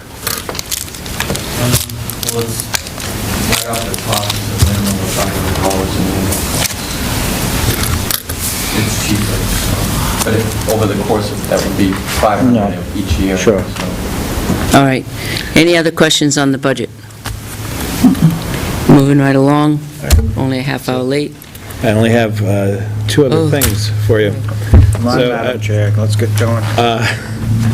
So what I would recommend is, since we're running out of time, that if there are questions on the audit, which there weren't 2 days ago, Yes, there were, I perhaps... just didn't bring it in. Oh, okay.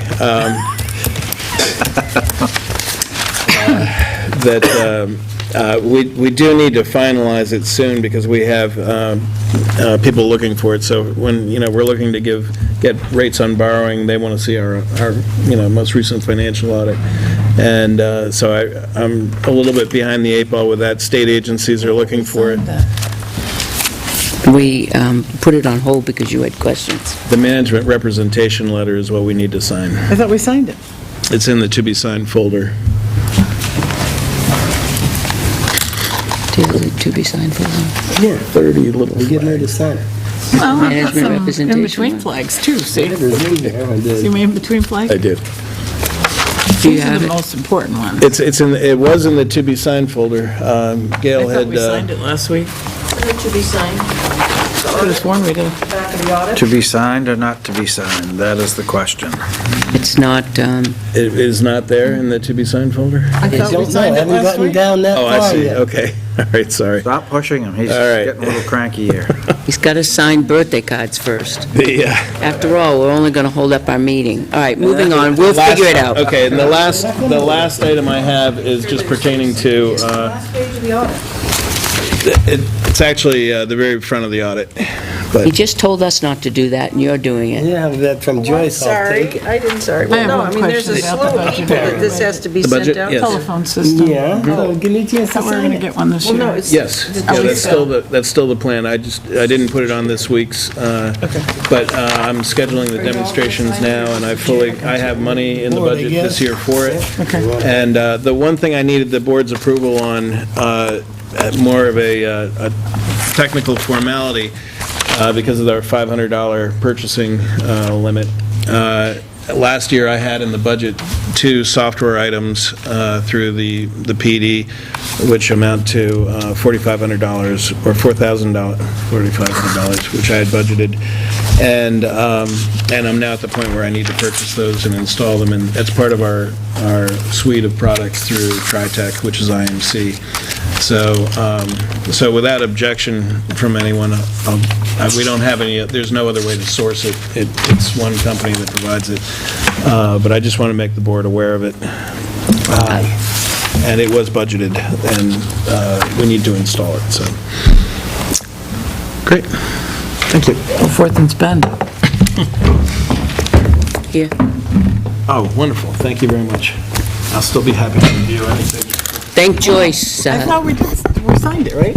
No, thank Joyce, she took it away from me. I shall. All right, let's go. Okay. Johnny, you got 15 minutes, can you handle it? Yeah. Direct to the point. I'm all done, let's go. Okay, great. Next.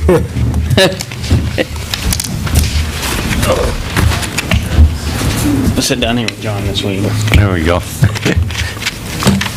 right, I sent through your email to your tablets, what the work I've done so far on the winter maintenance. Yep. Obviously, like I said, it's gonna take a while, a lot to change. Basically, the first 5 pages are what I've worked on so far, Yep. and, at the, Really low. You gotta speak up. oh, I talk roll? Yeah. Oh, I'm sorry. On the first 5 pages of what I really changed so far, I put them in red, the changes that I've made, so that you can see the difference in it. Toward the back of the 5 pages, I'm starting to add definitions of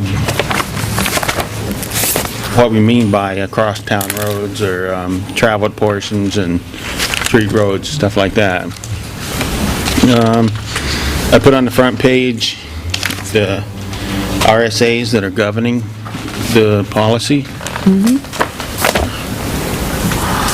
And one of the reasons I sent them to you on your tablet is I couldn't get my printer to print the red. So, as you go through, I don't know if you want to just look at those and talk about them, and I'll keep sending you updates next week, or any... We can look at them, and then, because your changes are in red, it's much easier to see. I think we... Simply email them to me. Don't use the dashboard thing. Don't use the dashboard thing? I just opened it, Catherine, I I didn't use just dashboard. clicked on it and opened it. And just regular. Would you mind emailing them to me? I can do that. Thank you. That's how we did it. Hit the frickin' dashboard. All right. I don't think he knows how to do the dashboard, do you? I know that I get into Google Drives and I put your name on it to share, and it goes to you. All I've right, been so, getting those things through email. You've been getting them through email? yeah, and then you click on Yeah, it. they look like an email, and you click on it. Yeah. It All right, opens so we'll look at this, and we'll take it up next week. Maybe perhaps we can put it all up, finalize it next week. Yeah, I'll continue adding to it. Adding to it, okay. Okay. And you just send the corrections along with it, okay. Perfect. All right. Real quick, I also sent to you in your dashboard, I'm sorry, the weekly schedule that we've done so far. We did paint the bridge, Cannon What did you Bridge. name it? Cannon Bridge? No, your report. Oh, DPW weekly schedule. Okay.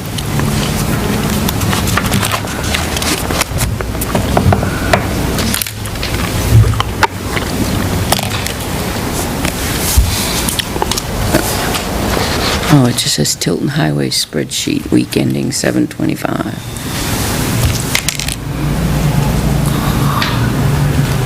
Is it easier for you guys if I email it instead of doing the dashboard thing? I know Kathy likes it that way. Under highway. Either way for me. I get it good either way. Okay. I saw you for. DP. So I'll just start talking about what we did. On Monday, we cleaned up after the fall cleanup, which ran very smoothly. And that takes a while. We actually already got rid of the TVs on Monday and everything. How late were you open on Saturday? They were there till 4. You were letting people go in until 4?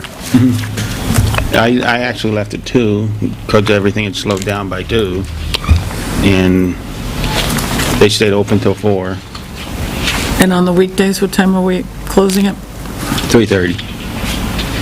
The only thing I would recommend for this fall cleanup next year would be that we do it a little bit earlier. We don't have to get rid of all the dumpsters at that point, right after the fall cleanup. The nice part about if we did it a little bit earlier,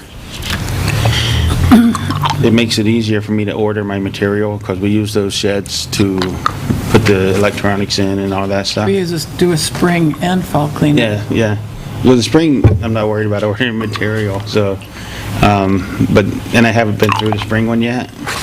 But for the fall one, it would have been better if it was a few weeks earlier, so that way everything like that's out of the way. We'll be posting that in the annual report, so why don't you suggest a recommendation? Okay. And- Soon. Soon, okay. All right, and Tuesday, we painted the lines on Cannon Bridge. Took forever to dry, And as a matter of fact, on the Northfield side, I caught it, we didn't put the cross hatching in, because it was shaded, that's the first place it got shady again, and it was just so long to dry that I didn't want to keep holding people off of the bridge. But that's done. The trash cans are off at Main Street. We still have to go back and get the benches, but the trash cans are gone. And then Wednesday, we painted the police parking lot and fixed the leak at the senior center. Hopefully. We'll find out next time it rains. And today, we fixed the walkways on Riverfront Park where they had washed out. That was a huge washout. It was a long washout. A lot of the guys wheelbarrowed it. That was from the New Hampshire DOT culvert being clogged. Yeah, Again? Yep. That one up by Up in the Black corner. Swan, By Black that Swan. one? Yeah, I'm gonna try to get a hold of DOT and see if either they will fix some things that I'll recommend, or let us put a little bit more asphalt on the park side and stuff to try to build it up, to contain the water. Also just Sandbags. We Right, can't at a do point, we just put Send 'em a sandbags bill. around it. That would be ugly. Courtesy of the state. So I'll try to work with them. Yeah. And we got the lights and everything on it, the bell tower. And tomorrow, we have our flagger certification class. So, Oh, yeah. you guys are all looking forward to that. I sent you we worked on a drainage easement. It's on that, yeah. So we'll try to finalize that. I haven't started the job on Mansville yet. I did dig safe it, but we don't want me to start it until I get the easement done, so we have to work on an easement. Catherine sent back some suggestions, so if you guys if we can get that going pretty soon. Is this the one that you based the sewage, the sewer easement off of? Yeah, basically, I didn't change much other than what pertained to us, and Joyce went over it and she added a few more things to make it a Yep. little better, and I thought there was some things that we needed in it, that's why I sent the one that I proposed. There's nothing in here, for example, it's typical of most easements, it says that after we do our work, we'll turn it to its original condition.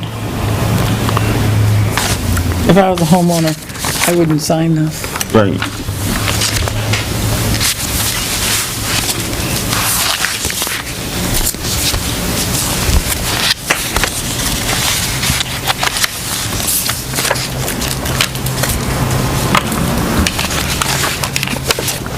So maybe we can go over it a little bit more in a week. You guys can read what I sent, and I think you guys all have access to the one you suggested. I think I sent it to everybody, I tried to.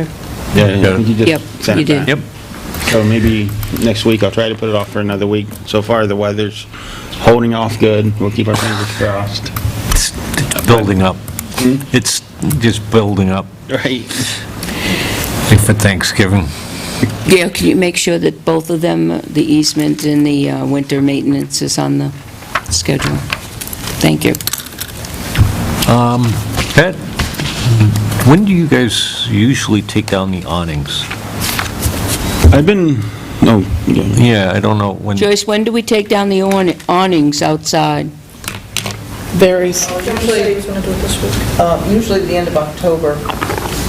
I've been watching the weather. The office has already called me to ask about it. Oh, okay. I've been trying to watch the weather, leave them up. I can take down these two. I talked with Cindy, and I guess once we take those awnings down, because of where her desk is, she gets super hot with the sun, because it comes up over this way. So I was planning on I was going to take them down this week, but I talked to her. I'll just keep watch for the weather, and if we have to, it shouldn't be too long to take down. We'll come up and take them down before it starts any chance of snow. This will be the first time we've had the awnings down with the coating on the window. 'Cause the awnings were already up when we had the windows coated, so she might notice a difference with that. I don't think there's any precipitation planned for her, No snow. recommended for next week. Yeah, wind and, It's supposed to be around the 50s, cold at night, but no rain or precip. Because, if I see something coming in the forecast, it's a pretty simple thing. it's easy to do. It's only held on by 2 screws, and it looks like some brackets up top, Nice. and they come down. So, Very nice. just so that somebody's not uncomfortable, Does get extremely hot when that sun shines directly in there. And Joyce and I were working on some signs for the no skateboard signs. She took some pictures. Oh, she didn't take them yet? Oh. We wanted to talk to you guys about where you wanted the signs. We have one down here by Park Street coming in. You wanted the other one by Cumbies? You need one coming down School Street. Yep. What I was going to suggest is all the areas coming onto Main Street, I can get one for School Street. I wanted to finalize it, so I'm not spending more money than necessary. They're expensive. Coming in from School Street and coming in from the bridge, and that would just about cover everything coming into Main Street. Where we have the signs now, Chief, correct me if I'm wrong, where the signs are now is enough for you to enforce no skateboarding downtown, correct? Yes. Then why would we want to spend more money for signs if we're not enforcing the no skateboard downtown? Tony, the additional sign for down by River Crossing Park? I'm sorry, Chief. Where is the additional signage?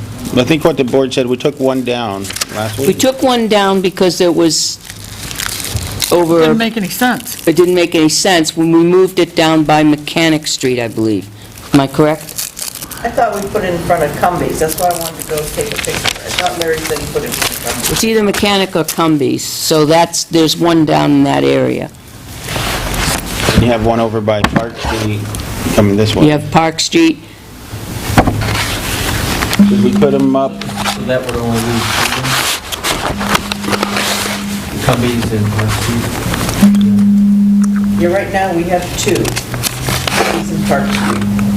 The board wanted to have more skateboard signs put up. Let's vibrate. So when Johnny and I were talking about, well, then the only two places that aren't covered are School Street and for people walking or riding their bikes over Bridge Street. Johnny? So we want to make sure that's where it's like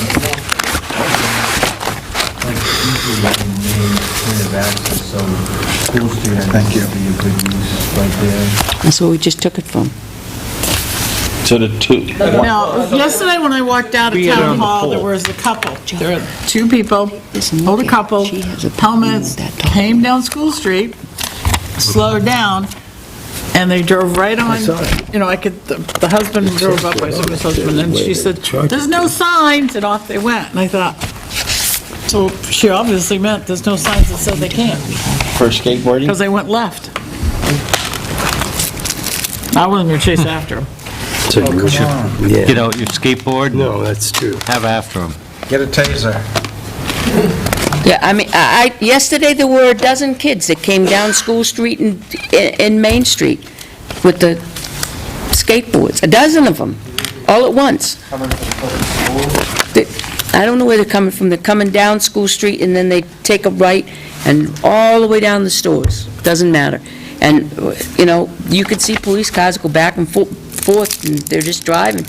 I would, if I were a police officer, unless I was in pursuit, I'd pull over and say, "Hey, excuse me, let's get off the skateboards." How many times you going to tell them before you... Nope, nobody seems to... I just think it would be good to have a sign by Cumbies and one by School Street, but I'm thinking that I want to message Tilton School to have them put out a message to all their students, because if they get new students every year and they don't know why, that might help too.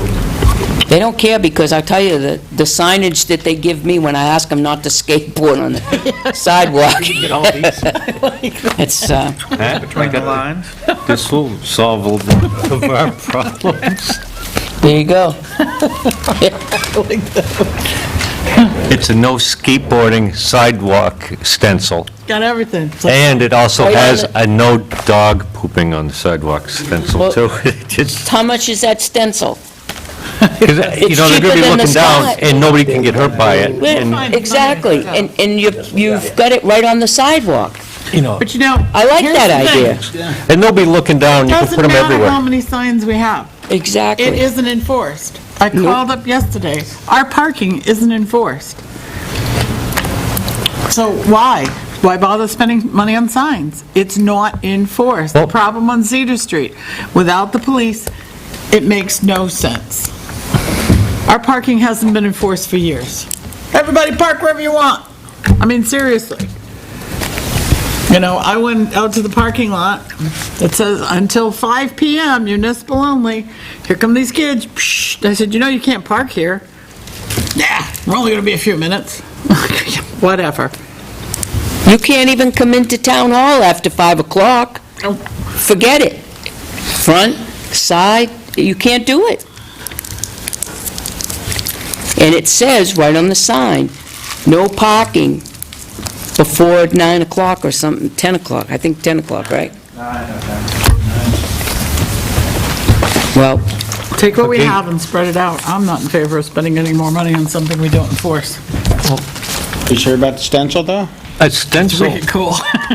I like the stencil. the skateboard stencil is $47.29. You have to look a little more. And then you could do that, spray it, put it down there. You gotta, even if, They don't I know they're not gonna obey him all the time, but you at least have to tell them you can't somehow. And at least have them see the signs that they know they're doing But something year wrong. after year, because there's no enforcement, they snicker. Cindy and I, last year, If there were you a group of don't them, and put a Cindy sign stood up, in the middle of the sidewalk. and telling them said, it's "Can't okay you-" to do it. No, she's pointed at the sign and said, "Can't you read that sign?" They can't read, And they laughed and off they but they went. can tell by symbols with the red thing that goes through it, no They read skateboarding. it. Well, let And me it's tell you. They cheap, know there it's was everywhere. not- I had let's move on. It's not going to be, be dealt with tonight. All right, one thing to keep in mind about signs, if you start getting too many of them, Yep, they become part of the background to... exactly. Approve it. All right, so for now, hold off on signs. Okay. Is that the consensus of the board? Buy signs or hold off on signs? I suggest to everybody that if somebody comes by you on a skateboard on the sidewalk, you body check their ass right out into the street. They're not supposed to be on the sidewalk, and don't get too close to me. If I I'll body defend check myself. somebody, excuse me, it's going to be a lawsuit. Hey. Could be in a window somewhere. No. Onto the actual traveled right away. Yeah, but they'll be bouncing off of me, Joe. Excuse me. Well, that's the whole thing about body checking. All right, let's move on. Any more? What else you got? Pretty... I got a couple questions. All right. 2. Anvil Road. How we doing? That's where the drainage easement comes in. But you've got a plan, I got a plan, I talked to the homeowner, and he's good with it. just waiting for the easement. Yep. Have you looked at the water that comes down between Onions and Town Hall and figured out how we're gonna, Only talked to the patrolman at the shed, and the only thing I can think of would be if we put the drainage underneath the sidewalk and open it up at the curb. He's not so sure that the state would approve that either. But I so can while try. we've got the area where the tree was, Mm-hmm. should we French drain it? I could with a grate over it. I could put a U-drain in there. So we should think about that. Because that is a problem, it ices over, people fall there. I was in the park today with Johnny, he was helping me with measurements and whatnot, and they had fixed the washout. They did an absolutely phenomenal job, and it's an area where you can't get a machine in it, so it was all done by hand, hundreds of wheelbarrows. Hundreds of wheelbarrows? Well, I might be exaggerating, but it was a lot. That sounds like an exaggeration, It was I a lot of think. wheelbarrowing. It was 2 truckloads. So maybe it was 100 wheelbarrows. They're small trucks. I'm used to handwork off of wheelers, triaxles. Our football team is having a great success. They're I heard undefeated. Yep. Yep.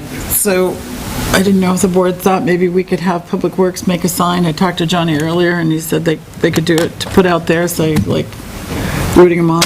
Go Bears, Feed the absolutely. Bears, you know, Where? out on the monument. Where the Halloween sign was.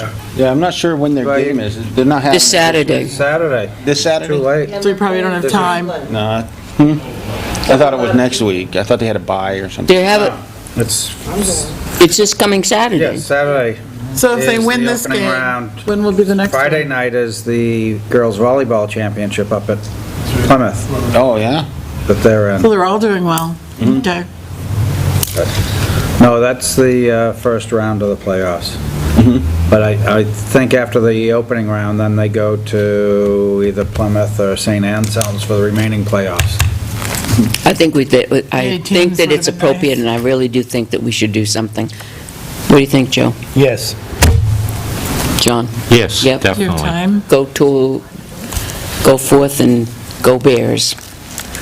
All right, we'll try to fit it in because we got the class all day tomorrow. They're going to be in the class all day tomorrow. And you're going to keep it just Go Bears? No, they're going to come up with something. It could Well, use just it for remember you got every Bears volleyball. team that way. Those are Bears too? Yeah. That's Yeah, why I Bears said if too. you use Go Bears, but if you say Go Bears football, now you're only going after You one. could put It should footballs go and Bears volleyballs on it. teams. Yeah. Go Bears teams. Right. Is it something that maybe if we have the piece of wood that we use for it, we could drop it off at the school and they can paint it and we'll put it up? In one day? One day, we might get it. It's hard And they're all for, going to a flagger class tomorrow. no, Which they If it have, doesn't get done, don't get surprised. I maybe Don't have to have misunderstood. it done tomorrow. Oh, those are football signs. We don't have to have it done tomorrow, even if they, Get it the beginning of next Monday. week, we'll still have it. Right, 'cause they're exactly. gonna win on See what Saturday. happens. on Joe's Saturday, absolutely right. And then maybe Monday. They're going to win on Saturday, and if they don't win on Saturday, they're still way ahead of the game, and we can still I'm all cheer them about on. cheering on the Bears. Exactly. I used to be a Cub myself.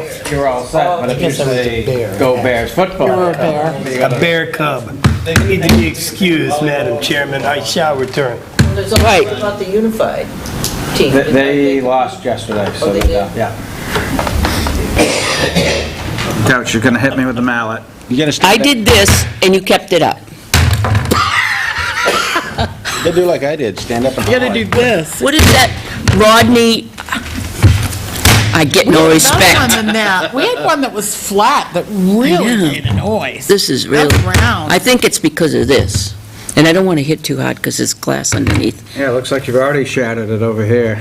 That came that way. And that's where Al was sitting. That's Rodney Dangerfield. All right.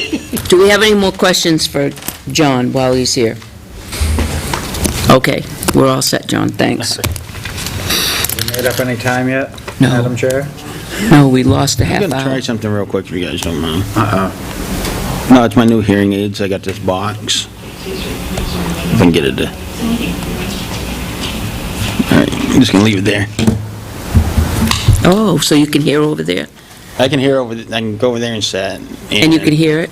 I can hear you, that's why I was just gonna try. Right now, it's just coming straight through my hearing aids, not... That Johnny, he's really bad. I hear Can you hear? I think he also reads lips, so. All right, Chief, moving right along.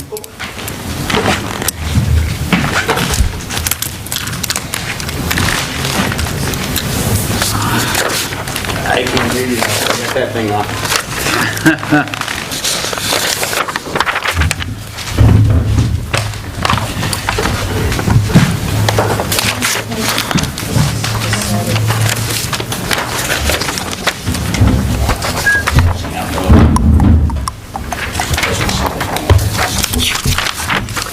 Thank you.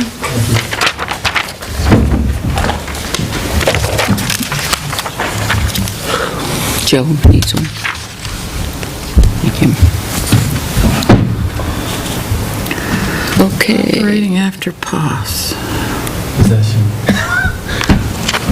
Oh, I know what that is. What is it? Having alcohol. Yes. Not necessarily drunk into you? I mean, Just, they were, yeah, so this week, can you be arrested for operating after possession if you've drank it? Or do you have to be in a container? could be internal possession if you want to get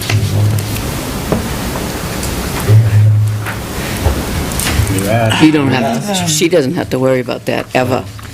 Unless she gets sick. So, Okay, calls 339, which is a little bit down, arrests a little bit up, so includes operating after drug possession, receiving stolen property, resisting arrest warrant, simple assault, criminal mischief, and DWI with the arrests. And then I put a little, just to give you a snapshot of activity, so where we are compared to last year to date. So if you ran the numbers to this time last year, today, 502 incidents, 434 arrests. Citations is the big one. That's up 1,873 citations compared to this time last year was about 697. Accidents up a little bit, 296 versus 275 last year. So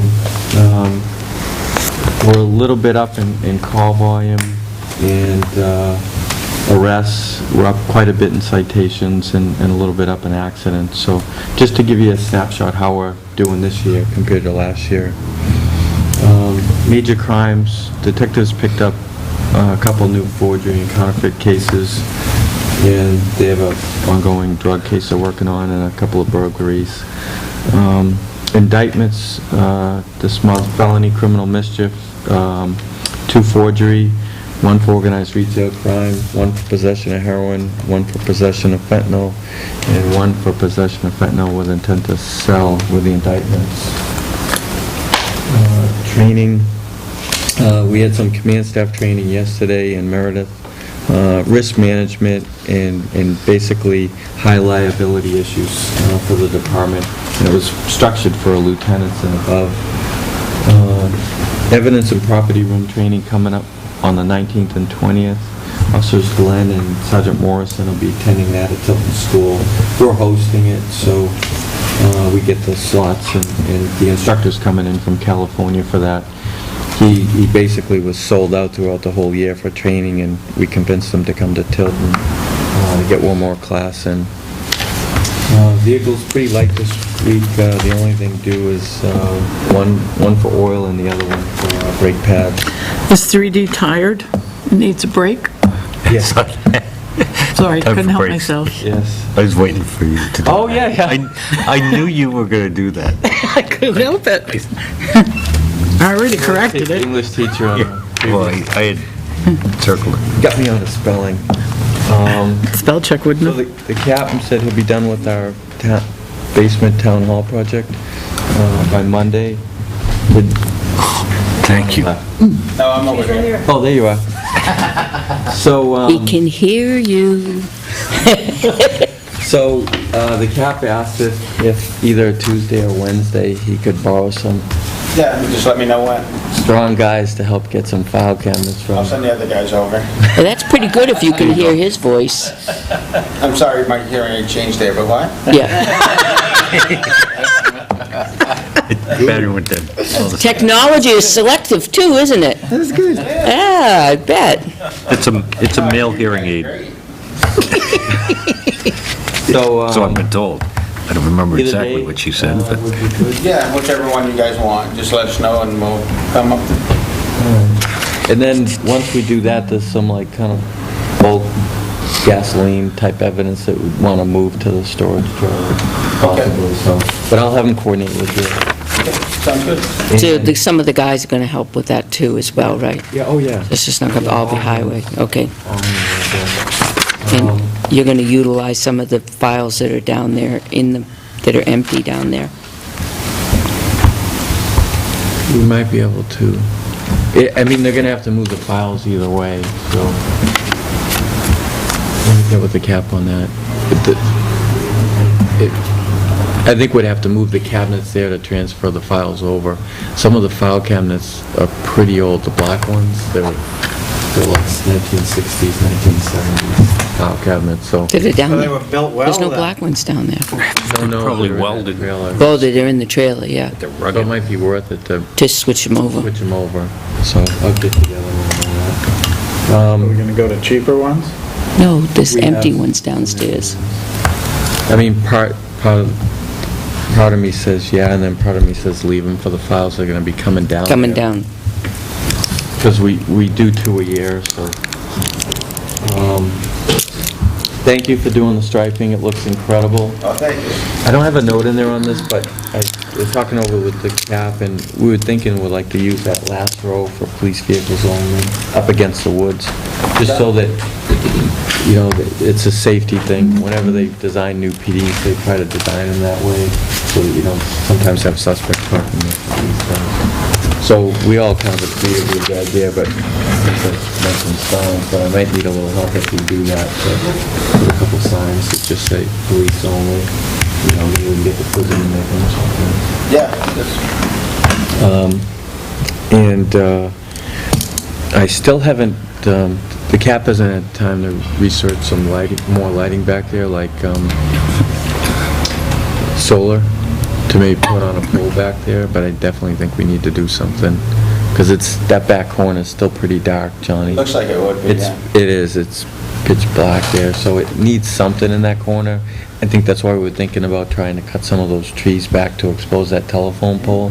Do you need more cut back, or? Maybe towards the telephone pole, so if you want to take a look at it together. Yeah. And then see if there's some sort of light that, you know, we could use solar back there to get some light in that back corner.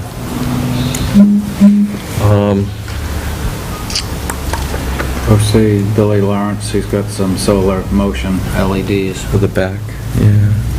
Those are nice. Motion's great. And then the cap's also checking on some pricing for me. The the back door that goes into the sally port from outside, that one's pretty tired. It doesn't close well in the wintertime. One of the things that'll help that problem is having it reversed so it opens outward, so the force on the door is going to be on the frame and not on the lock. You know what I mean? When the door opens inward every time they close it, or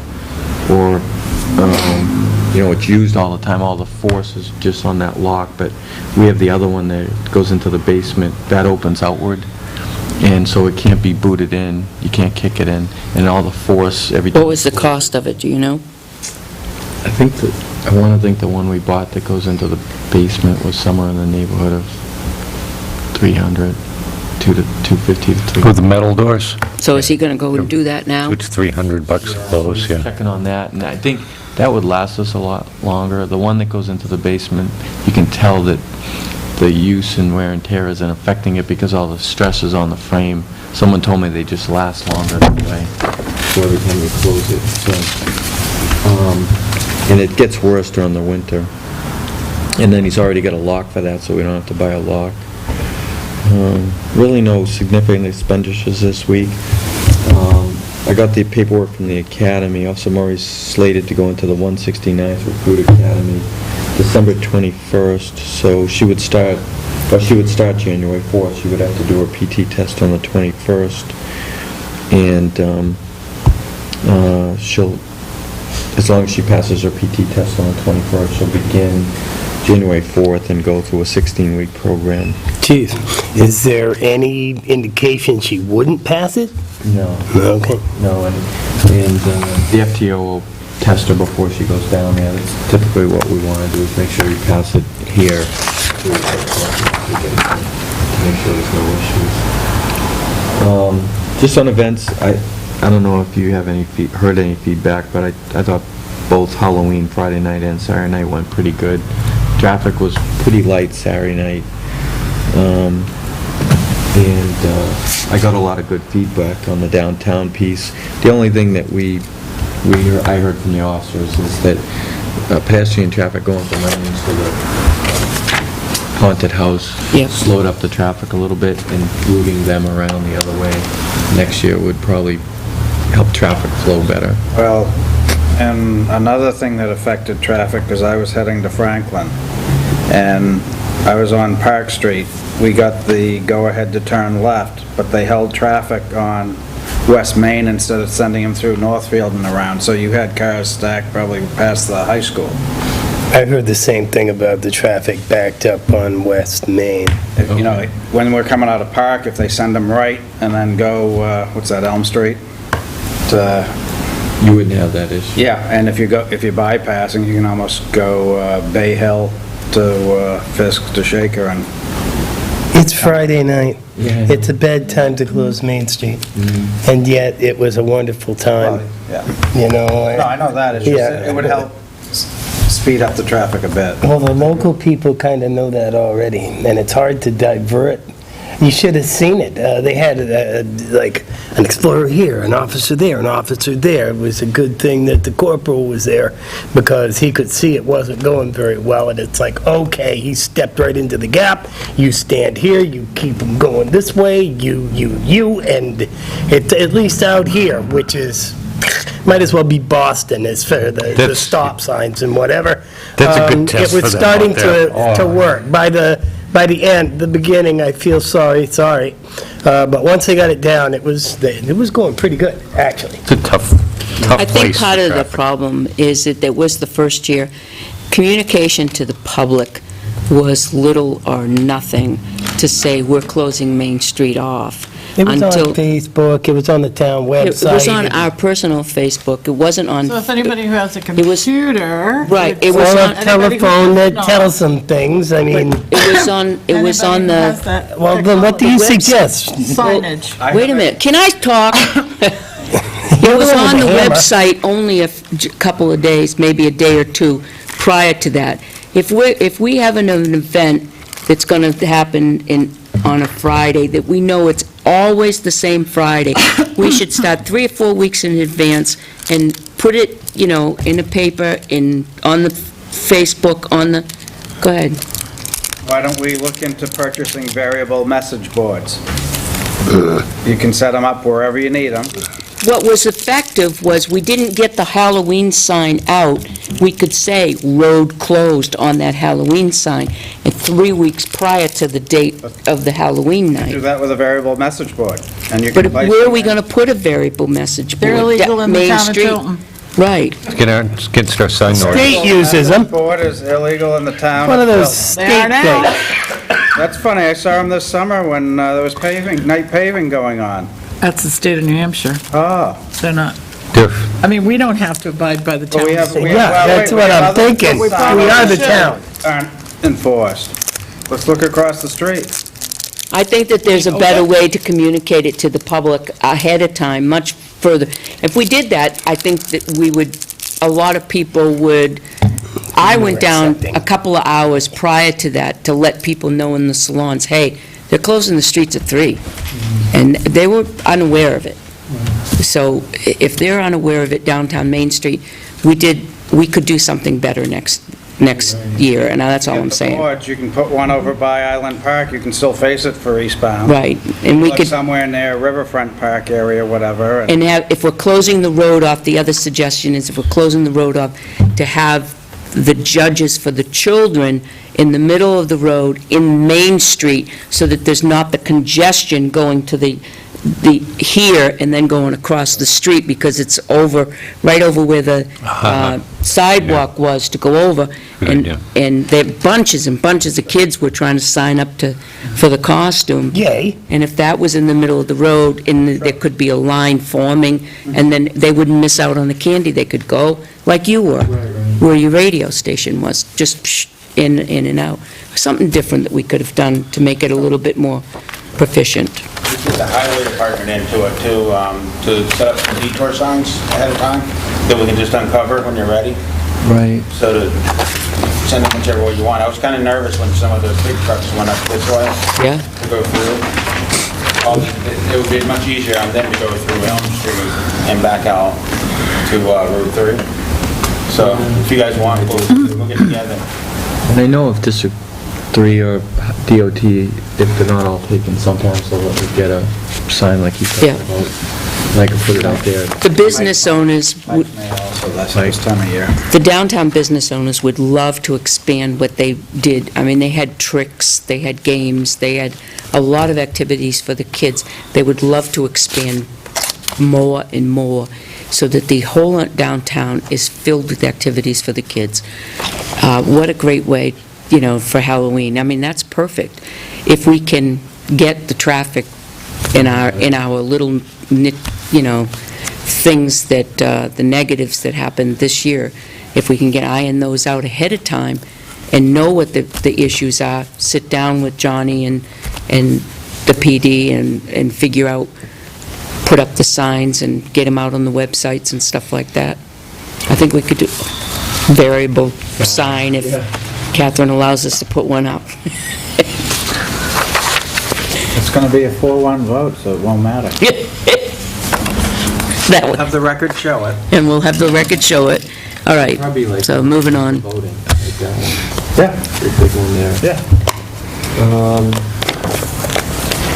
Just a note, I'm working with, there's a pancake breakfast this week, and you probably might have mentioned it, for the senior center. On December 8th, I'm working with Cindy to put together a ORC presentation to the seniors on how to avoid becoming a victim.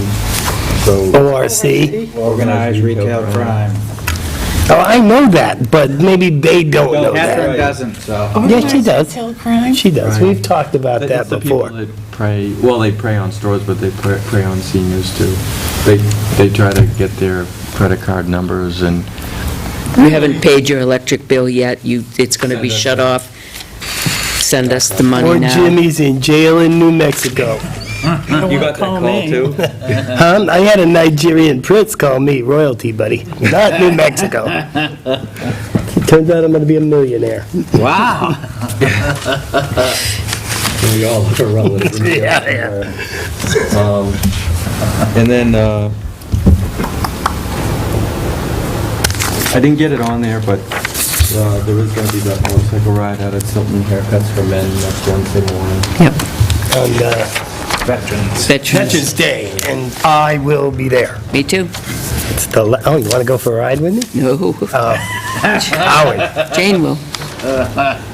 Okay, I'll even bring a helmet for you. Dress warm. Yeah, it's be cool next week. Colder. Is it? All right, that's it. Oh, boy, we're getting there. 3 minutes, great. Look it, we're only 3 minutes late. Caught up. You gotta catch up now. Chief, you need to stick around, we need to have a non-public.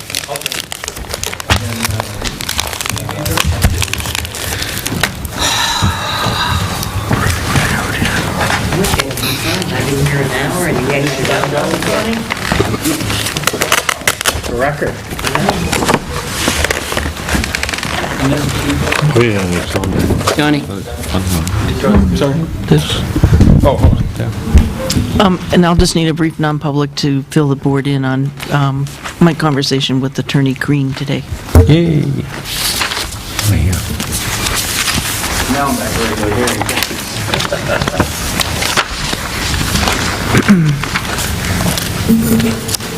Thank you. Thank you, Joyce. Thank you, you guys. Thank you, thanks, Thank you, John. See you Mr. later. Van Tassel. You didn't take that box with you, right? Oh, the carpet. You got your, Back on my regular hearing now. did you take your, you got your, yeah. Yeah, it worked pretty good. I can hear just about everything you said. This was the proposal that we put out in 2012, and we never really did anything more with it because I only got one bid back. I spoke with 1, 2, 3, 4, 5, 6, 7, 8, 9, 10, 11 different companies, and only Home Beautiful bid. The three options were, and at that time, I think we just felt it was too expensive, and let's hold off, and since then, every year I put it in, was to remove to do carpeting, but to replace the ceramic tile at the town clerk's sewer entrance, and then have new ceramic tile at both entrances and both hallways, because that gets all the public traffic. And then we'd still have to purchase some carpets, some rugs, that you can clean, especially during the winter time, because it will still get messy. So that, using that scenario, having the hallways and entryway tile, and the rest carpeting, then we also got a price on materials, safety zone, slip retardant VCT, and just regular VCT. So what I'd like to know is, do you want me to go ahead and put this out again for these same options? Or just... Why would you want to use VCT downstairs? We wouldn't. I'm just saying, this is what the board at the time said that they wanted for quotations. And that's what, we only got one on all three. I think the money that we're going to be saving on replacing the rug instead of putting the VCT tile down, we are going to gain twice that in cleaning costs, stripping and waxing and all of that through the years. Because the amount of traffic that we have. We get a lot of traffic. So VCT tile is not going to stand up to that kind of traffic. And you're going to forever be stripping it, waxing it, and that's going to add to our cleaning bill Yeah, on I'm the just other saying end. that- That's my that's- opinion only. The ceramic tile is more expensive, but it's It lasts more longer, durable. too. Why are we removing the existing ceramic tile? So that it would all be consistent. They don't make that anymore, you're saying? But, I mean,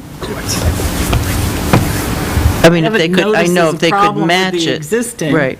So why aren't we leaving the existing and just carpeting what's already carpeted? Okay, you can, to leave the halls. Just do it, it's lasted for how many years? Yeah, well, then that's what I want to know. That's why I want you to have this First-degree discussion. carpet. If you get a Because commercial never grade got off, carpet, it got can off because there was no consensus. And it just kind of languished. The other issue we had was why the labor costs are so high is because they have to do it on the weekend. And then the other issue is that we would have to hire another company to move everything. So what we thought was, is at least like the inner offices could be done during a weekday. So those people, not the town clerk tax collector's office though, No. but the other offices could, come up and work a day or so up here, or where we could accommodate people. But the town clerk tax collector's office and the, that meeting room downstairs would have to be done over a weekend. And we'd have to hire someone to move all of the equipment. It'd have to Okay, be but a if we professional did it moving in company. sections, which I assume they're going to do, we leave the downstairs meeting room for last, you could essentially empty, say, the 3 offices on that side and put it all in the meeting room. Doesn't have to go outside, so why couldn't Public Works do that? Move all those fireproof safes, They moved them in.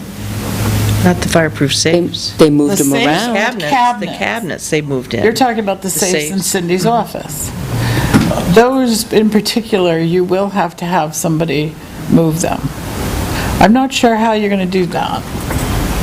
They're going to have to lay one side. I mean, we already had, Right, move it, lay the carpet down, and a then move it resident back. came and moved that one across the office for her. They couldn't get like a hydraulic pallet jack, lift it up and just roll it out of the way, lay a strip along the back, and then roll them back. They put plywood down on the floor first to do that, and then Those safes are a little heavier than a pallet jack. More than 3,500 pounds? Oh, they're Well, yeah, solid. A ton and That big safe? A ton and a half, two. That big safe? how much are pallet jacks? I have a pallet jack in my garage. That's the heavy duty, I'll have to see what the rating is. You're welcome to borrow it if you don't You return probably it. could move this, I don't know. Because the seam, I mean, it wouldn't matter if there was a seam there, because you wouldn't see it. But I think we could arrange to have the rooms emptied the night before, let them carpet, and then put it back the day. And that would save having to do it on a weekend.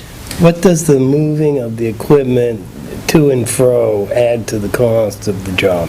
I don't have estimates on that, because again, we had the same discussion, let the highway do it. Why don't we go and get the estimates done, figure out what we want to get done, get these guys to come in and look at it, give the estimate, and ask them what their opinion is of I know that we have, resources they may have. I really know that we have men that will do the job in the highway, but it seems sitting on this side of the table in the last couple of months, it's like, let the highway do it, let the highway do it, let the highway do it. And they're doing an awful lot. I just can't imagine how many hours in a week that they need to do all that they're going to do for us. If we do this in the winter, it's not like they're out doing cemeteries and mowing. Right. Just pray it doesn't snow.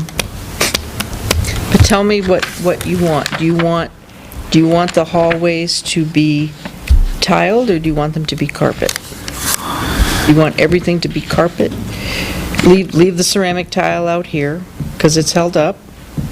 Nothing. I wouldn't mind ceramic tile on that end either. I think. But I really am opposed to VCT because that will increase the cost of maintenance. Right.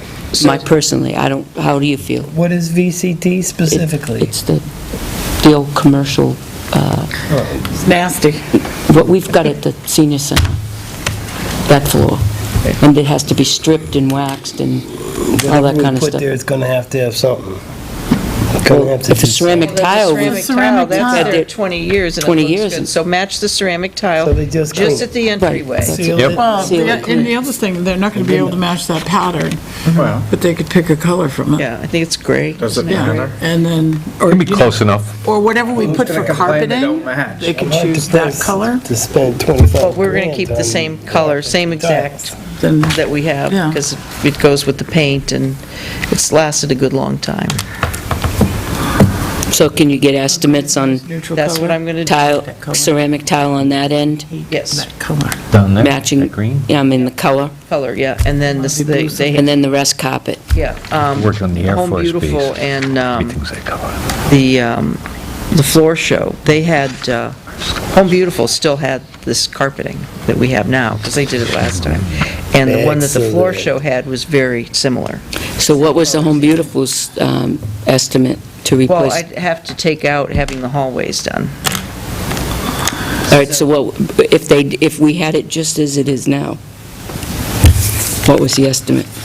Just as it is now, I don't have that, because this We is didn't new. price it. Didn't price that one. What did Home Beautiful price?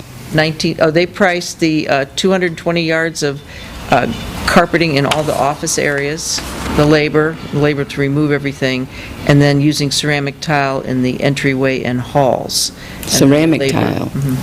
and labor, and how much was that? The total came to It's the 19,000. top one. Oh, but it's a little over $7,000. To do all the ceramic was $7,318. But you're also removing existing ceramic. Oh, I'm sorry you didn't. Yeah, we gotta go you gave it fresh. to- Add another $1,323. That was because they couldn't match what was there. Yeah. Who cares? Right. You get something close. Do we want Get to, a I mean, color that is this matches solid. any relevancy anymore? Because we're doing something Another completely different. 2012. 2012, it's completely different. Well, no, that's what I'm She's- saying. she's So why using don't we it as a start fresh? starting- This is the launch point, and she wants to know what we want. At the board in 2012, this is what we got estimates for, and it just didn't go anywhere. So it's like, well, let's wait, okay. I agree with Pat, tiled back, leave the tile in the front and carpet the rest. Okay, Except I think we should do ceramic tile in this entryway. Yeah, yeah. That's what I Leave this said. one, tile the back, try and tile, match, okay, yep. Ish. okay. Ish. So there's, Try to match it. Yep. And then carpet the rest. Carpet the rest, okay, and then get estimates on having a company come Yep. in and actually move things. unless the carpet guys can make arrangements for that. Yes, oh, we will Yeah, ask them, but the two that responded said we would have to hire out. They saw the safe. They'd be willing to hire people, their workers come in and do it on the weekend because of the town clerk's office having to be open. But if we... Someone has to be here anyway. She's closed that office to go for conferences. So we could, with a lot of pre-notice, close it in the middle of the month, in the middle of the week. Right, and see how many days it would take to do this. Oh, they should. Well, I've got Those kids are fast. I've got a great idea. Just dangle a folder, shuffler, or postage stamp. No, the other thing that came up was, it would have to be done at a time Every when once all in a the while, doors come and up with a windows good would be idea. open, because the adhesives that they use would be... Just kidding, Cindy. employees, Do we do it on a Friday? and air it out. I forgot about that. Even the carpet smells pretty. Yep, so you'd have to air it out. And someone would have to be here to be in Cindy's office anyway, one of us or that has keys, so. All right, moving forward. This will get it, Isn't Cindy salary? we'll get it going again. Okay, the two other things, because I know Got a it's point late. there. I'm not too I late. like that idea. Two other things that I need the board to decide. As you know, Property Liability Trust is going to no longer be offering insurance products effective June 30th. And so I've been Who is it? working, Property Liability Trust. Okay, got it. So I've been working with, what my plan was to get 3 estimates, and it's very confusing, to get 2 private insurance companies that have municipal divisions, that they service municipal clients, okay? Because we are unique. And those two agencies are Melcher and Prescott and Davis and Toll. They have an established municipal client base. And then also Primex is still, they're an insurance pool, similar to what liability trust was. So that will be our three estimates. In working with commercial entities, I've had to provide a tremendous amount of information. I've not given them anything that was confidential. In fact, travelers wanted copies of the driver's licenses so they could do background checks on the people that drive, as part of their job, that they have to drive vehicles. And I said, no, I'm sorry. You're not having that. You're just going to have to quote without that. And then when the time comes, if you are successful and we do hire you, then you They can wanted have that it. before they would... Yeah, it's very sticky. So now the next step is, and I think it's really will help us, okay, because I had to fill out questionnaires about our policies and procedures. Yes, we have personnel policies. Yes, we have a joint policy management safety committee. Yes, we do inspections when the Parks Commission has events that they do. Yes, we get certificates of insurance, and we get W-9s and independent contractors, yada, yada, yada. But now, the traveler's insurance, which is one of the few companies that does insure municipalities, part of their process is that they want to come and send out their risk control consultant and speak individually with department heads.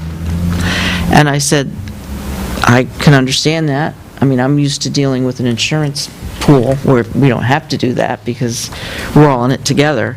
So, but I said, I do have to check with the selectmen to get their permission to do that. Why can't they come out and speak with you? The insurance agent did, and I'll be more than happy to speak with them. So But they can you want be to be- present when they speak with the definitely. department head? Oh, yeah, definitely. So they wanted, Highway and police. well, what they want is, Tim. administration, they figure 45 minutes to an hour. The police department, 60 minutes. Public Works Department, which includes sewer, even though you're not part of the Public Works Department, but you are under the town's insurance. We are a Public Works. Yeah, 60 to 90 minutes, and then Parks and Recreation, 60 minutes. They wanted to come out Thursday, the 12th, and I said, I'm sorry, I'm not going to be here that day. But the other alternate dates are So- November 20th or November 19th. Why is it on a Thursday?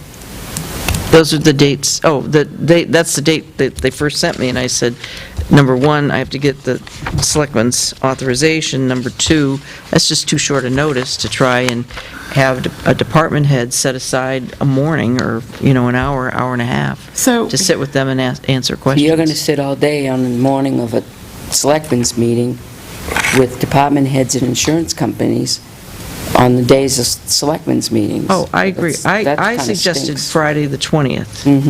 Oh, the 20th of Friday. Yeah, they okay. wanted Thursday, The the 19th, 19th, and I right. said, no, Friday, the 20th.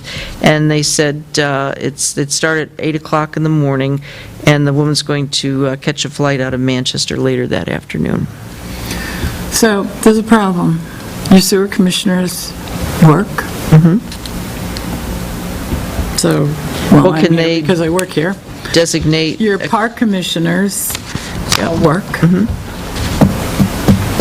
well, can they designate you as a selectman to answer procedural questions?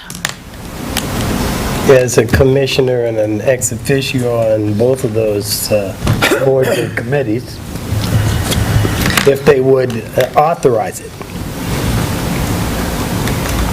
Because they got to meet with them sometime if Well, the we're sewer going to get this commissioners aren't quote. going to meet, when is the next meeting, the third Monday is Tuesday? parks.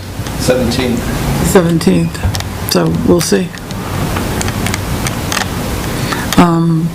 Can you send them emails so they know the particulars? Oh, But great. that means that you spend your Friday with the insurance company. I love insurance companies. So then we'll start to hear at these meetings, I hate insurance companies, after we hear the I hate lawyers. It says the Well, most process of is them are made up of informal lawyers. in nature and is designed to allow them to get an understanding of the town's approach to managing risk.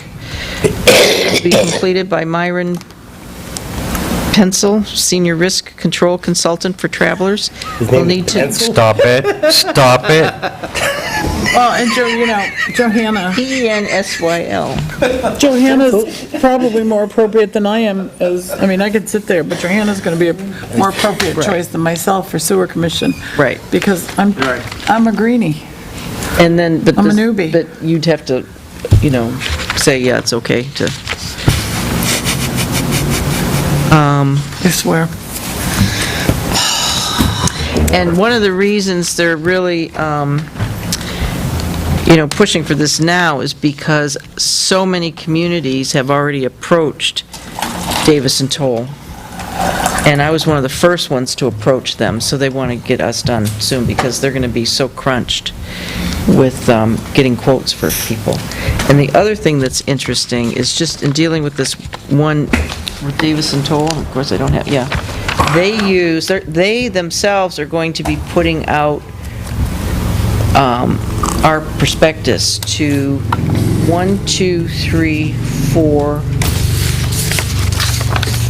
5 different insurance companies, and then they have to use a different company for bonding. Like, we have to have our, by law, certain public officials have to be bonded, and you can only find one company that would do that. The other thing, too, that is going to be important is one of the advantages with the insurance trust is that we all share in each other's risk, and that's why the pools always have placed so much emphasis on training, workshops. They'll come out anytime and help you do whatever. They'll come to your joint loss management meetings. Anytime we have a question about something, liability, you call up and At no extra charge. At no extra charge. So hopefully we'll still get that same service going to a private insurance company, but they won't really be the ones answering those questions. They in turn will have to go to their people, but they'll put on trainings, what have you. But Primex is also going to give us a bid, Yes, correct? yeah, I have their application is just a 2-page thing. The other thing is, that was nice with the insurance pools, is that they, you try, well, first of all, municipalities, we're just an open legal lawsuit, we're a huge target, no matter what we do. So a lot of what even though we don't do anything wrong, we still have to have a defense. So there's a number of law firms in Concord that the trust use because there's always a chance of a conflict of interest on things. So they would say we had a major case, and they'd come to the selectmen and say, okay, these are the attorneys that handle this is good. Is there anybody you want? Do you want somebody in particular? So you had a choice in who you were using as an attorney, and also they could not make a settlement offer unless they came to the board and got a vote from the board. So I'm curious to see how these other insurance companies are going to handle things like that. Well, they're in for a rude awakening. All right, so we're good with the 20th, and I'll set up times with all you guys, and I'll email the sewer commissioners and I'll just forward these and say, can Joanna be scheduled? And it is really informal. I mean, it's just You're going to want to common send it sense. to the park commissioners before Monday. Yes. Okay, good. Because they're meeting Monday. Yes. Okay. And then the next thing, and I've given this a lot of thought, and this is one of the reasons I asked Tim to stay. So Tim, do you want to come up? I knew there was a reason. I think the seat's still hot.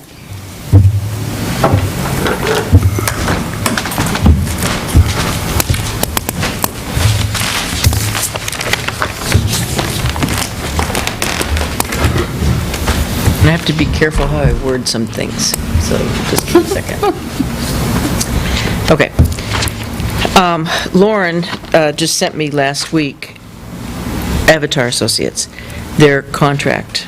And as you know, in the past, this is for assessing services, she's always quoted, you can pay for a 4-year assessing contract for general assessing services, data verification, and then the update. You can sign a contract for that now. You can do a 1-year contract with data verification, and that's what we've been doing. We just sign a year-to-year contract. Or we could just sign a one-year contract for just general assessing. And so looking at what our schedule is our next update is due 2019. We've already done 1 year of data verification.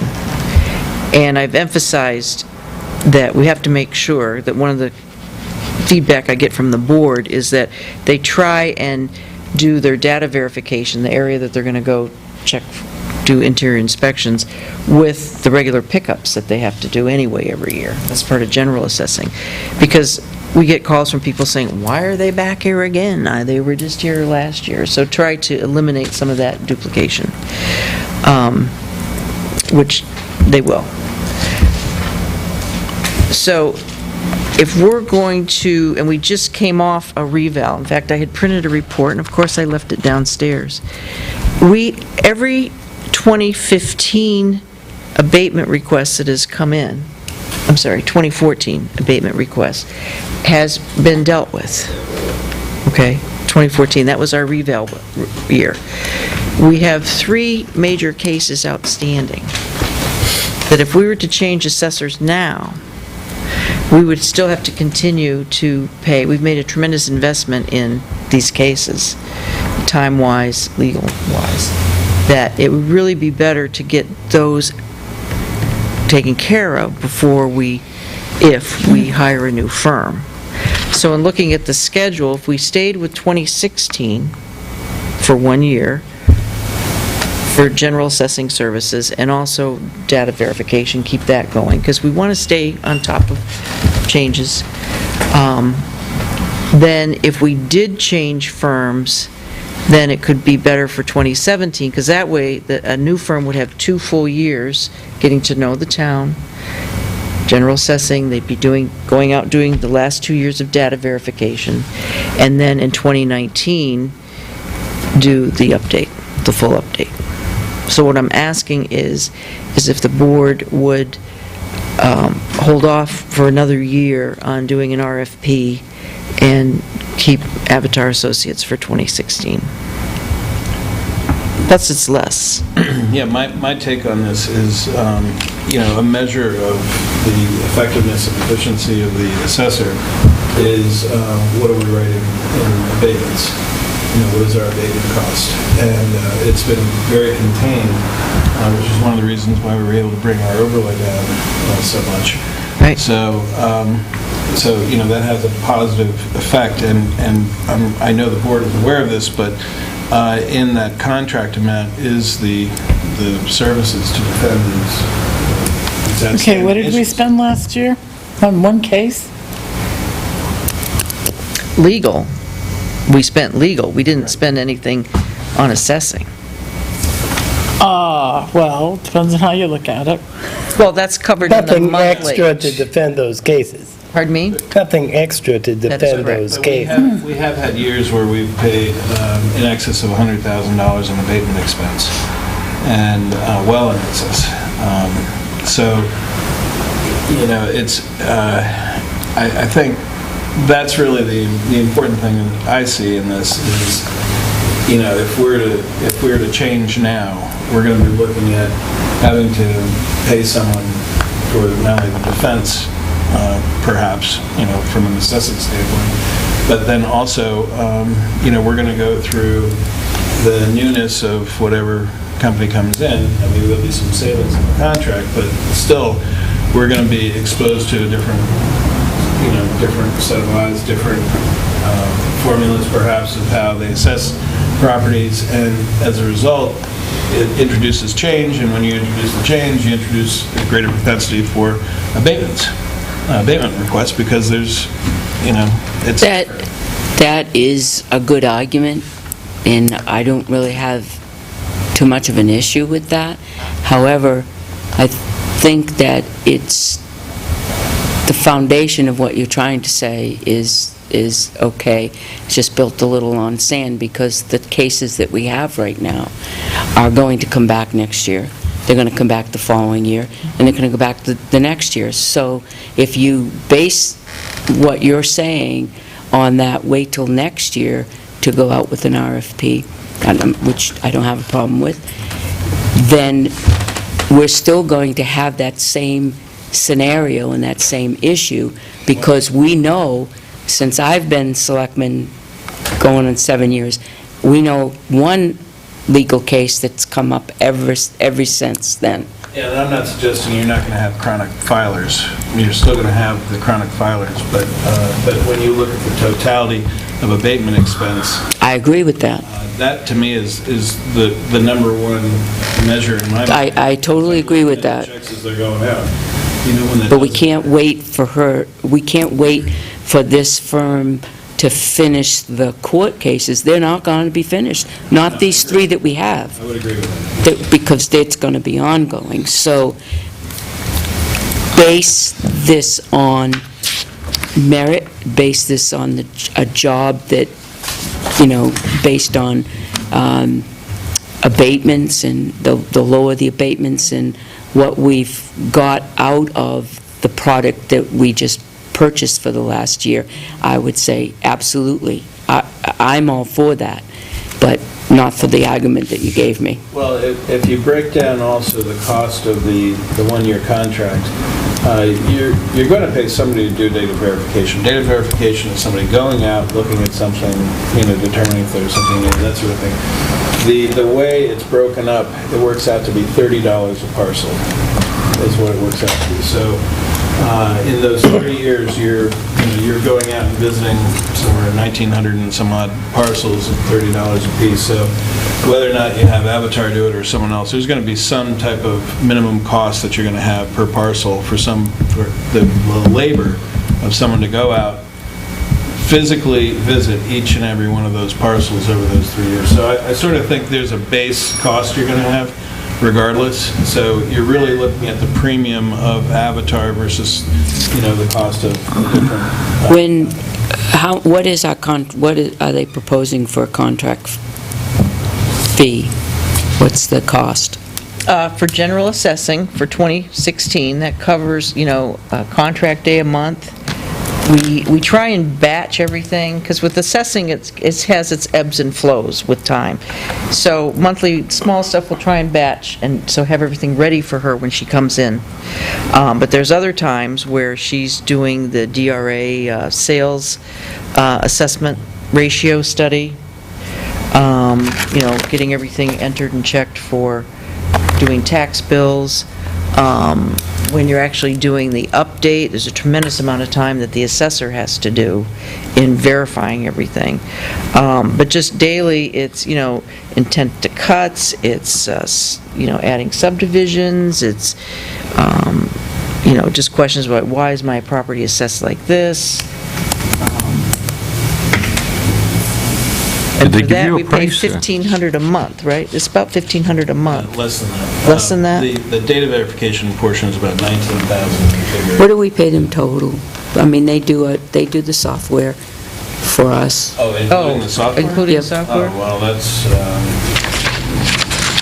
Are they gone up this year?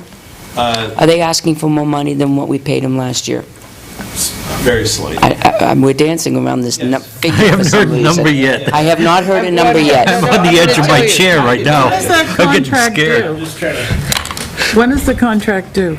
December Expire? 31st. So we've got a few weeks. Yeah. So what So is, why don't we just why don't you send us all copies of the contract? I just. So I we did. can study them, and then How much it is for the year? Yes. the current contract. Yes, it was, last year it was $38,568. yeah, This year it's $37,500. Because remember, But we took over the cards, right? oh, that was the worst mistake we ever did, I'm sorry.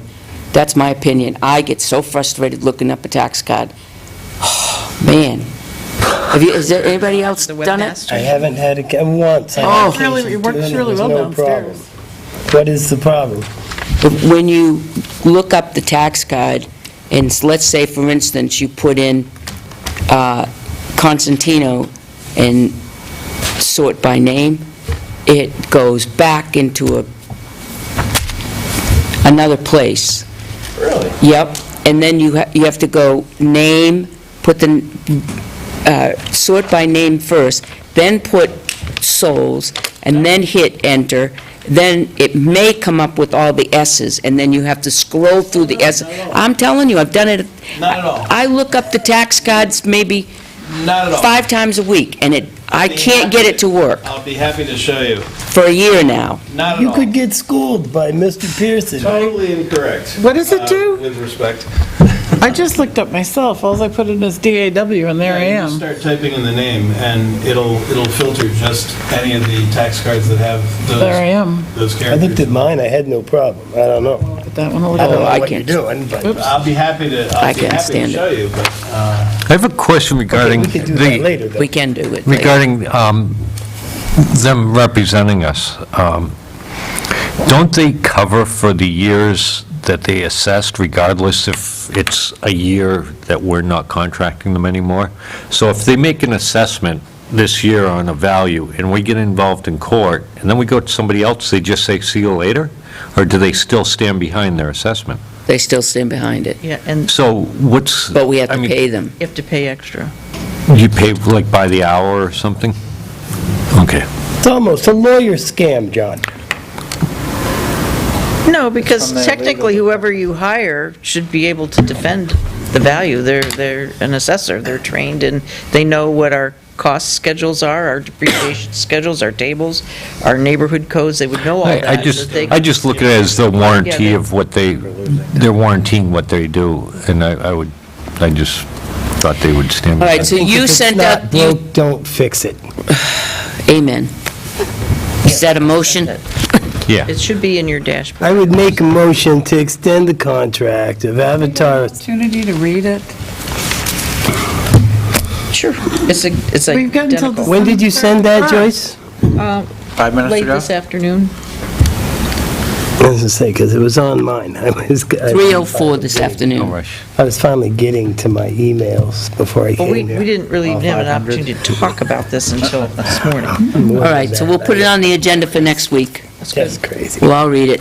Just a couple more things. I still haven't heard back from Attorney McGuffin to confirm the closing. Do you see him in- Do you see him in the morning on the High Street and Noyes Road? It's a catch. If I do, I'll say something. Yeah, okay. Normally, sometimes I do, sometimes I don't. Just a little update on Ernie's. Chuck went out and took some pictures. Was it Monday morning? The rain that we had, because we were concerned about the erosion. And I sent them off to, the ones that pertain to our grant, I sent to Rip, and I sent a couple to, There was erosion? oh yeah, I didn't see that. How did I miss that? and, Ooh, yeah. And Rip emailed me back. He's away at a conference this week. He says, he said also Belknap should have addressed the erosion issues. I was 'cause one of actually the there yesterday walking One of the around. things I asked was, could you bring us more socks? Because the water broke through the silt fence.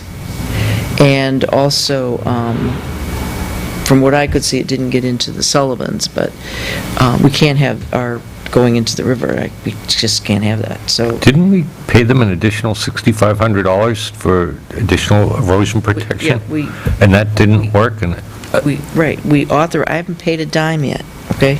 I have not paid a dime yet. Good.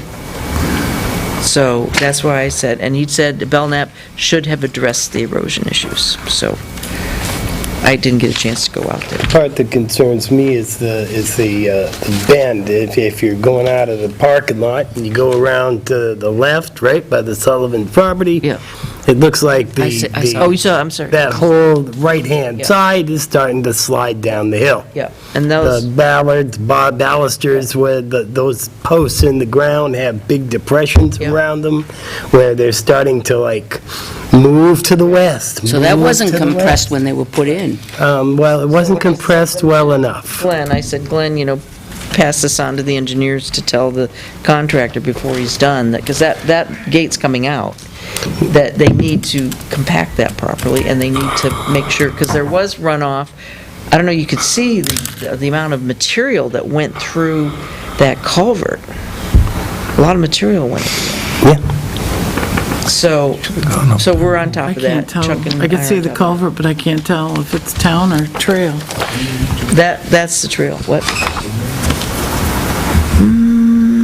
Those iron pipe baluster things are the trail. No, it's the other side, isn't it?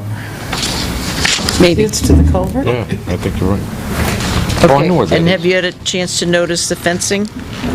Yes, I saw them putting it up. Yep, isn't that nice? And then also, Rick Silverberg, members of the trail. Good night, went out Tim. And they put up the kiosk. Indeed. And they still have to put the plexiglass up and put something in it, but at least they have it up there. And I haven't heard any more from Rick. He's on my list of things to contact to see how we're making on that other matter. That other matter. What other matter? The what? The abutter matter. Oh, the abutter matter. I think so. Okay, and we have senior center roof bids, and then I asked for a brief, We'll get that fixed.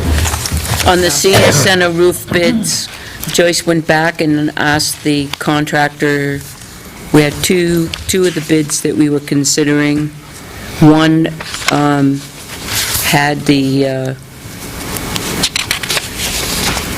what they call master rib, in spelled out sheathing and so on and so forth. And the bid was $13,000 and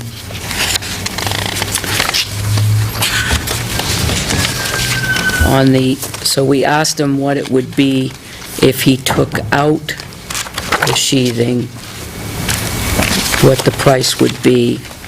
And he put firing strips instead. And what was the answer to that, Joyce? I don't... email from him. It should have been 687 right on less. top. It was We're on to 20... 2,900, yeah, 28 something. Yeah. 2720? Without the plywood, He didn't think it would need, his guess was it wouldn't need the plywood, his guess would, it would but not, he priced it just in case to compare with the other. right. I don't see where it said 28. Oh, so it would be 13,996 total, with the installation. There should be another So it's a $2,820. Yeah. And then There's my sheet rock email. there's the other one, the other one, we said, what would it cost to put the sheathing in? He said, it really doesn't need it, however, I will quote it, but he's gone up there, or he's worked up there, but doesn't need it. So he quoted a price of, Joyce, 30. Where's his price? I don't see Dan's. I see Gail. These both are both the same thing. Yeah, those are one And- I wrote on. Where did you write the extra money for the... That should have been an email in there.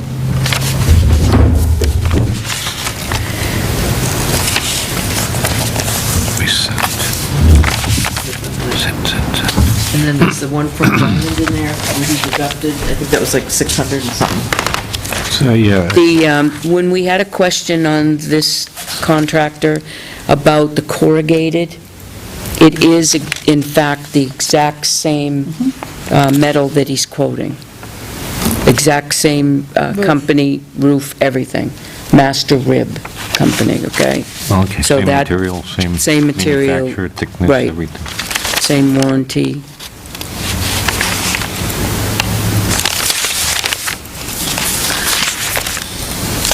I don't have Dan's here, Joyce. Dan. Okay, I found Guyman would deduct $689, Which would bring the price to 13,307. 13,307. And the one, Dan's was a phone message, but I sent that to the board. Yes. It would be at 3 today. Guyman, did he indicate that he felt it needed the sheathing? No. He didn't feel that it needed the sheathing. He said even if he got up there and he saw something, he would would replace, if there's any like huge expanses, he would put some boards up. Right. But he would maybe do a heavy Which is strapping what Dan said. rather than the 5/8. So, originally without it, is 13,307. Originally without it is 10,350. Let's go with the, 2820 for Dan. let's go with the lower bid. You would have to add 2820 for the sheetrock, and then for the sheathing. Sheathing, for the... There she goes again. For sheet rock. For the plywood. I didn't catch it 2820, this time. subtract 2820. I make a motion, we go with Dan Chapman building contractor for 10,350 Second. to replace the roof on the senior center outbuilding. I still think that's awfully high for that little roof. Second. I do too. I know you've got a Thank second. I you. second Catherine's. So for the sake of discussion, Too high for that? That's right. That's we got, exactly right. we got But you got three prices. three prices and they're all within the same, You better fix it before it snows. this is the lower of the two, the lower of the three. Can't we get Public Works to do it? I don't think they're roofers. I think that's why you left. All right, Say it. I'm going to call the question. All those in favor? Yes. Yes. Do it. All those not in favor? All those are not in favor. Aye. Let the record show. I think it's too much money for that little roof. I'm all about fixing the roof, but I still think that's too much money for that little roof. It's not rocket science. Just while we're on the bids, 22 I had contacted Glenn Smith to $10,000. see Not that if expensive. Northfield Selectmen would be interested, and he emailed back and said that he would pass it on to Wayne. And I also mentioned that we would be contacting the city of Franklin to see if they would be interested, if they had any 62 feet. free time to... Interested in? Us contracting the city of Franklin, if they had free days or whatever. And he said that he had asked them the same question 3 years ago, and he said they weren't interested at that time. He also said that at the very first co-op meeting that he had attended, he had suggested that the co-op buy trucks and get into the trash collecting business. Do you remember that? I was talking with Ms. Pat, so would you refresh my memory? Do you ever remember the co-op talking about buying trucks for collection, and that never flew? That's because the cost of running garbage trucks themselves was horrendous. Even if it was going to be, municipalities, they would run it, we They would contract dropped with them for that, Craig collection. Muscle guy, or what, Musselman, or whatever, looked into that, and he came back laughing. To get proper trucks, to hire proper people, to get proper insurance, to do proper maintenance, was every bit as expensive as contracting with a company who already does that. Well, was this from an engineer? Who's going to price the Cadillac vehicles, the The Cadillac town of employees, Tilton the used to have Cadillac their own everything? truck and collected their There own. wasn't anybody at that table that was willing to vote for Dean this. Coleman. You can Well, do it's what based you on the want price, to do. sure, but we running the same thing with the What is treatment the other plant in thing? Franklin. Why do we have to have curbside pickup for trash? People seem to like curbside pickup for trash. Be an interesting question to ask at town meeting. We could throw it caution to the wind and just cut it off.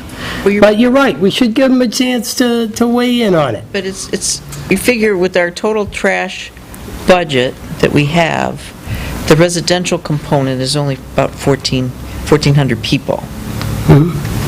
So we're spending quite a bit of money.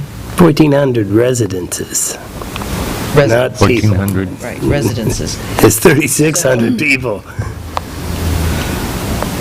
So I think they're getting a good deal. There's a lot of research that would have to go into something like that. I was looking at garbage trucks. You can get a garbage truck for 14 grand.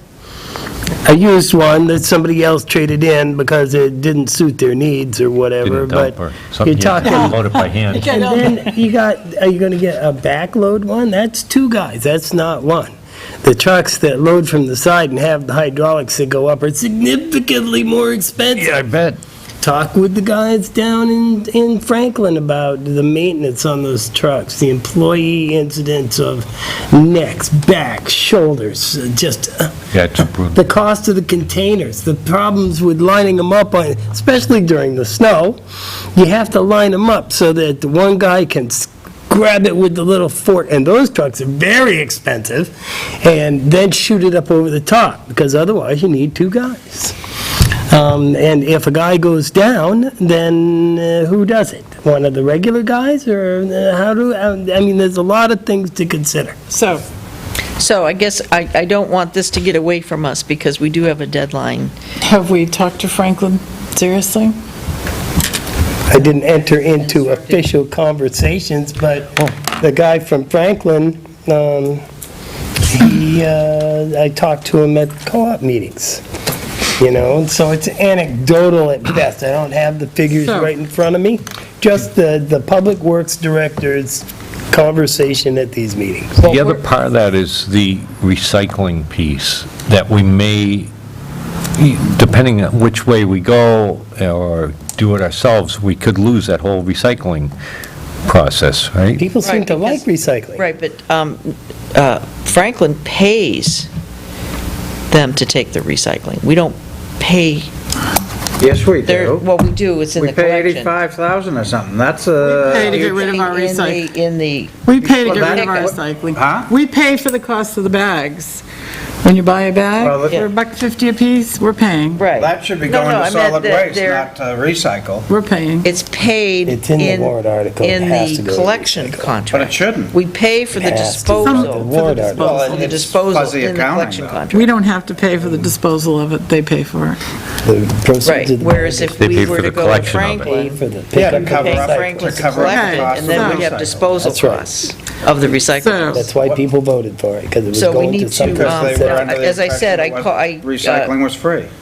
contacted Glenn again today, And so actually, the I cost have of something for materials tonight, are free. but I didn't have We don't anything. pay What the tonnage on board this. We don't gave me pay permission tonnage. to do was to talk to 85,000. How Northfield many and see, tons? is there That's any the pickup. sense I in don't cost? care. That's And they still- knew that. The But that's companies a to cost see if- associated with why they didn't recycling. bid, Of or- course it is. Why they So didn't how many bid? tons do we do? We can get a cost per ton Okay. for it. That's right, still But I not- know, that's, I would like So to know moving that. right along, yes, please don't let us forget. Yeah.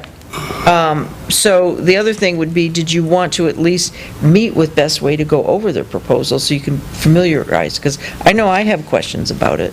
Archie St. Hilaire has called me 3 times. He called me once, When is our contract out with them? May 31st. Okay. So when Pat comes back, we should probably consider that. I would like to talk to them, but I haven't had time to really study it.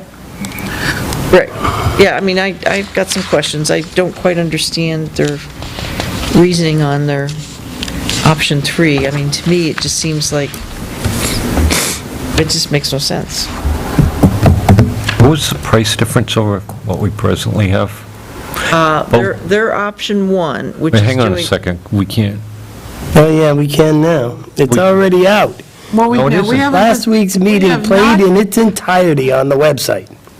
Okay, I- so I let's not do it again. It did. Okay. Yeah. I know it was So supposed to see, be have redacted, them but it come in and wasn't. talk, because we have Yeah. questions. Do we all have Take it copies down. of that? Been emailed or dashboarded or fendered, That's a Very good sad, question. but that's tailpiped? cat's out of the bag. I don't know if it's still on there now, Mufflered.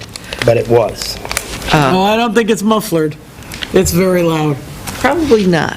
Okay, I would like a copy. I would err on saying Something I can no. write on. Yes, you want a... I highlighted you all my want a computer copy? screen a Well, I'll do couple weeks both. I'll ago. print it out I don't for like you. printed copies. You don't like printed copies? Nah, me neither. I think we could cut back on the paper usage this year and We just have go cut back strictly on the all to paper, buddy. dashboards. Since before I I'm started, just Have thinking fun that with we that. have. You know, as part of It the took budget. me half an hour we to have get my time, highlighter but- off my computer before budget, screen. but I just don't We don't want have to that get away. much time, Joyce. That's I was late, it was like 2 o'clock in We the have some, morning. but not really. Okay. Yeah, and I went, So, oh. we're waiting for Pat to come back to tell us if she wants to schedule a meeting. 2:30, And thank God for, I hear her coming up. I've also got Mr. Pearson working up a cost differential between what they had proposed 6 months ago and what they proposed the other day, to see what the difference is in price. Potentially, we might, ask them to go back to the original one. Okay, so you'll make copies. Tim's preparing that. I'll call the other companies and find out. We are just getting done with garbage, but the question is, do we want to schedule a time for them to come in so we can discuss with them their proposal? Casella? I think that's an excellent idea, don't you? I think we have to, because we can't do anything before 2017, I wouldn't think. Right. We have to budget something for next year. But do we have to do it before the end of the year, this year? I mean, we're just boggled down with Well, I'm just thinking We of, should do something, I for think, the budgeting next 3 purposes. weeks. We have to be I mean, able to it's budget for significant. next year, the last half of the year anyway, right? If we're going to play Let's Make a Deal with them, we should start. Let's do it like the first week of December or Wiggle something. room to do something else. Yeah. Speaking of meetings, we're not meeting on Thanksgiving.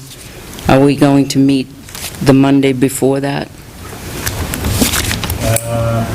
Park's going to be meeting? That's the fourth Thursday. Yep. Kyoko comes back from Japan on Monday, How about Tuesday, the 24th? the next day? It's the fourth Tuesday. The 4th? That's, planning board, fourth Tuesday. And half the world, including myself, took the 25th off. I am going away for Thanksgiving, so do we just skip a Just meeting? skip it. Everybody okay with skipping a meeting? But spread it out over the next 4 weeks. Afterwards. Let's not do a marathon the week after Well, Thanksgiving. the problem is, let's not have Casella come in the following week, because that's when we come back after 2 weeks. So do the 10th, December 10th. perhaps, December 10th Yep. for him, and see if we can get it that way. We have Jeannie Forrester coming in that day too at 4:30. On what day? Forrester, What day, the 10th? the 10th. Oh, that won't take long. That won't take it long at all. Okay, so that's good on that day. All right, we got that out of the way. All right, so the 10th. And Yep. then just the quick non-public. And then I know you were. For the board, Peter, I know you work during the day, however. Do you get JOB. do you have a lunch hour? A lunch hour? No, I have 25-minute duty-free lunch. Okay. On Enough to choke something out. November 19th at the dining hall, the Spalding Youth Center is inviting us to their annual Thanksgiving I dinner. love that. I've been the last couple of years. Yeah, I love me that. too. It's excellent. It's great. So Joyce, you going? When is it? 19th? Oh, you're not going to be there. That's right. Chief, you're going? I'm going. Gail, would you like to join us? It's Okay. a good time, I'm Gail. going to have to quit my job just for all the social stuff I'm please, missing please. out on. It is worth it to go over All I get to do is go to meetings. It is kids- worth it to go. The kids serve you. It's great. It's really nice. If you can afford the time off, it's Can't really nice even to go. begin to tell you what a good thing this is for them and the community. Yeah. And the food is adequate. I'll give you my boss's phone number. Want me to call you in? Not great, it's food service. So Joe and I are going, and Catherine's going? Joe, I, and Catherine are going, and Gail. Cindy's on her own, she replies. Can you check to see if if she allows Kim to go? I'm sorry. And what about Dari? And Dari. Yep, And let Al know? yep. Fire Commissioners meeting is November 9th. The 19th? Did you say? The 19th is at 11. The seatings are 11 and at noon, Okay. 2 seatings. You got to tell which one you're going to be at. I'm going to the 11th. Well, I I'll go have to for wait, 11. because if Kim's allowed to go, I'll go the opposite one, whatever she goes to. I'm guessing Mr. Clements will be glad to see us whenever we show up. I know. All right, so November 9th is a work session for the budget on the Fire Facilities Committee meeting on November 11th, 5 PM. You know that? Pardon me? Facilities meeting. Yeah, I saw that. Okay.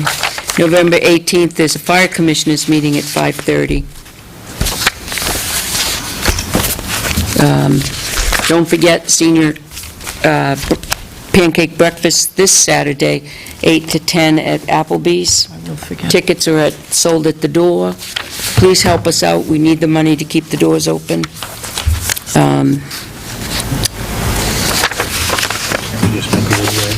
Do we have anything to come before us in the public as far as selectmen's reports need to be done? Catherine? Oh, John first. Oh, you've got to do this. Yes, while we're all together, it's a grate. It's a gratis grate that I was going to make. I didn't do anything yet because first I found out that it wasn't like absolutely urgent. I understood that we need to get on there immediately right away, which I was wrong.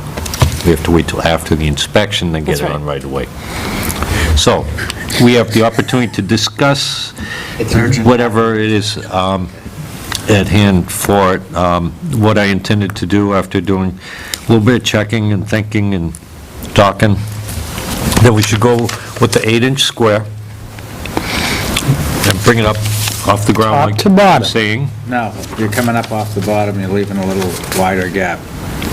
How wide is wide? Well, height, actually. How high is high? You're going up what? That's for everybody to discuss. I can crawl under a space that's a foot. I can crawl under it. If I'm inclined to get underneath a foot barrier, I could do it. Here's why I picked 8 Any inches. little kid could. So from the bottom of the... Small dog. Yeah. You leave a gap. You can get through. So All those why things not to get from the through. bottom of the culvert to the first rebar, 8 inches? That'll work. There you go. Because 8 inches by 8 inches square or 8 inches across. On the If it's bottom. 8 inches across, a 6-inch head will slide through there with a normal shoulder width of a child. 8 inches. 8 inch by 8 inch That's a squares. little kid. What is the... Just do the squares. So what he's saying is that if you go all the way across, you're going to have, 8.5 by 11 would be... you know, Got a visual this aid. much space. Actually, it's more than that because it's 4 feet, so you're going to have that much space, and yeah, a little kid can crawl into that. You're thinking an 8-inch gap here, and you run your uprights to that bottom piece. So you leave the bottom open so the brush can flow through. Right, John? John, like that. The only thing is that allows a child to crawl through in the... 8 inches? Well, You're 8 going to inches. have at least 16 inches. Then According to- do 6 here, but do your 8 by 8 pattern above it. There you go.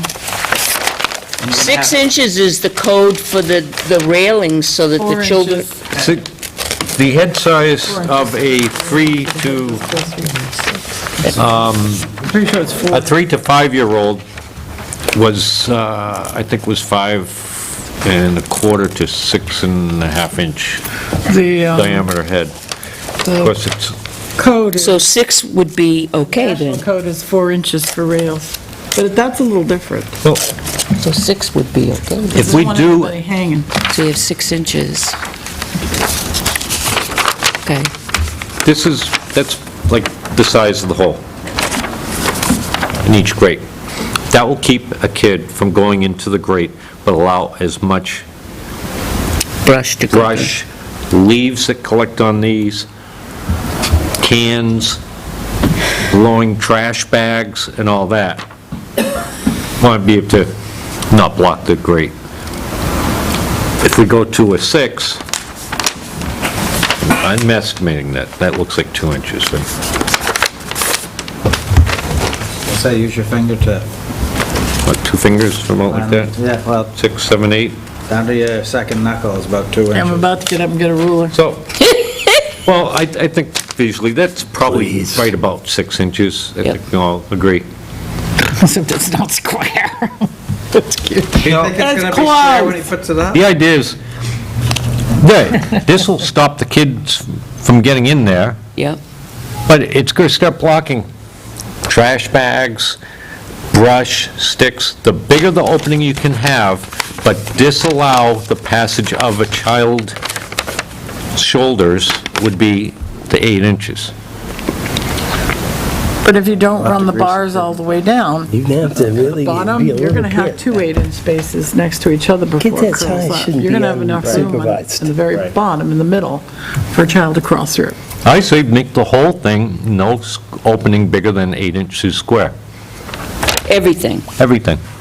And if you leave the If you whole leave- bottom open, a If you child leave will the crawl bottom under 8 that. inches open all the way across, that'll allow the stuff to flow through. Yeah, but we're trying to keep kids from going through But you'll that. also allow a kid to crawl underneath there. Yeah, No, yeah. I could get under a 12-inch That's what I'm saying, one. A kid could get everywhere, under an there'll 8. never be a hole bigger than 8 inches. Eight Or you're going inches to bring square. those bars all the way down? All the way down, in the middle. Yeah. Well, then you're gonna have a maintenance issue. Yeah, you're going to have We're stuff. gonna have a maintenance issue anyway. Why We're gonna have to couldn't- check it So, from time to Let me time. ask you this, in your Any major circumference event, of you're gonna 4 have to check feet, that, 'cause it's That's gonna- right. It's gonna plug up. how You go does to the that bottom. 8-foot divide It's gonna when you plug get to up, the and we'll top? have It to go must kinda and sweep it out. do a funky taper thing. Oh, no, it will be If the it's full small, it's grid gonna be the same issue. and cut out like that. We should have one conversation Grid going around on. it. Be 8 inches square, and then around the outside, just carve a, like hexagon, I meant them. like that. You'd have 6, Oh. you'd have 6 8s. I measured it out. I think, think if you took another bar on the bottom and just dropped it 2 inches, so you'd add 6 inches from the bottom to the top, then you'd have a little funky space. Will 6 inches actually allow anything to pass underneath? Yeah. A branch, a couple of leaves, a bag, And we 8 got a inches, flood. some, 90% of your branches aren't going to go through an 8-inch unless... The one thing is, if I go up there and put it up there, I can go up and cut any pieces out or whatever, adjust it, in the spring. We can watch it and change it.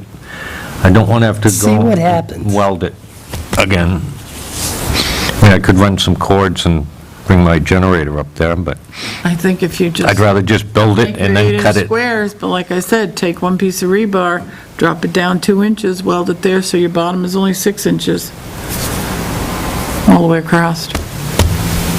Then when the kid slides under, he loses his eye from that piece of rebar sticking down. That won't leave anything that'll be sticking out. behind Everything will be, nothing will stick out. There'll be no poking points. all I right. could sharpen them. You got a direction to go in, right? 8 inches, right? East, northeast, that's your 8 direction. inches. 8-inch square all the way through, or? Yes. Okay. We can always And- cut them out if we have to, but We'll check the storms. I'll cut them out if you tell me when. I'll go cut them out. I'm on the record, no. It's easier to cut than weld. I think that we need to put it in the minutes that this will be a trial, and then we'll check it periodically to make sure that the brush and leaves are flowing freely, and then if it needs to be adjusted, we can adjust it. A work in progress. A work in progress. Not a trial, work in progress. Thank you.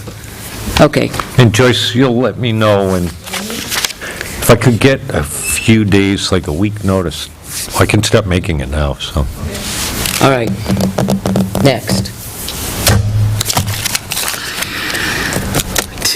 Three things.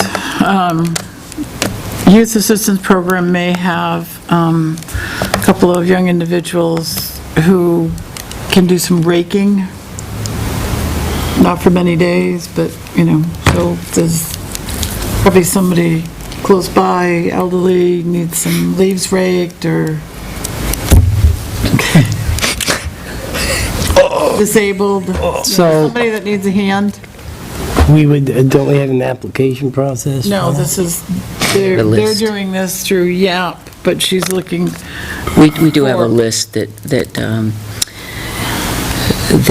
we generate for Winnisquam School, which have been out there today, and Tilton School, which is out there today as well, and throughout the week.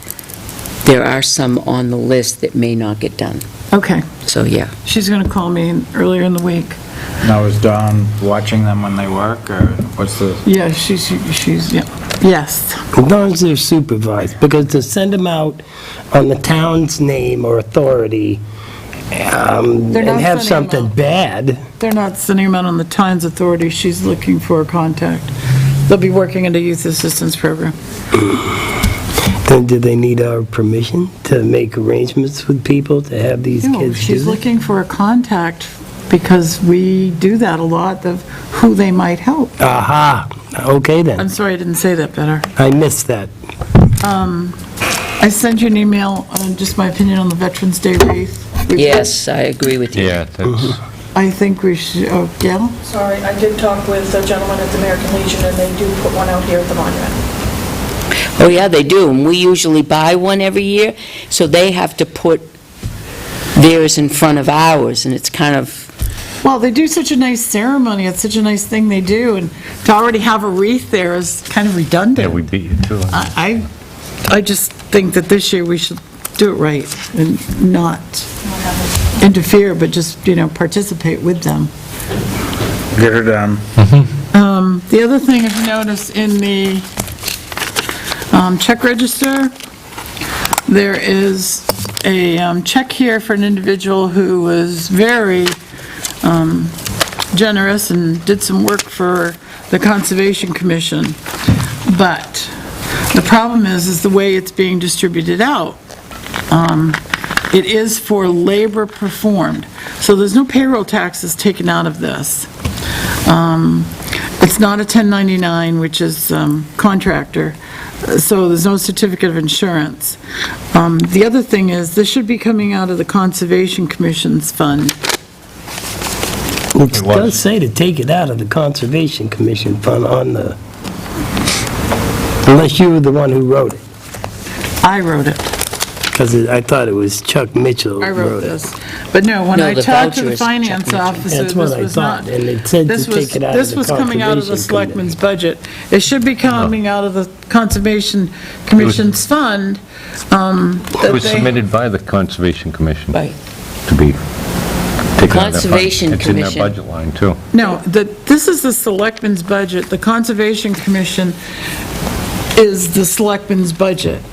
So this should be taken out of the fund from the current use penalties, the Conservation Commission's fund. 36A allows the Conservation Commission to hire employees, and 36A:5 is the one that allows them to have that fund, and it's to be used for that chapter. The Selectmen didn't approve this employee, so therefore it shouldn't be coming out of the Selectmen's budget. It should be coming out of the Conservation Fund, but even further, if the Conservation Commission is going to hire an employee, then they need to be an employee, or a subcontractor, which is a 1099. Otherwise, we're going to have some issues with the Department of Labor and IRS, because labor was performed. It's not a reimbursement for materials.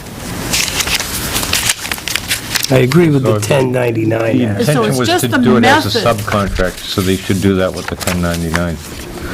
Well, but it has to pass the criteria of what a 1099 can be put out for. The IRS has gotten a little strict on, what's a 1099 and what isn't, so is an insurance companies.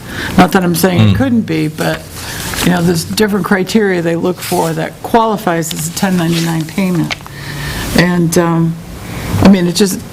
if this is going to take place next year, we should have something in place that's correct. I also will say that I You sent... see, we've been doing that there's another person that does like similar things, weed removal and things like that.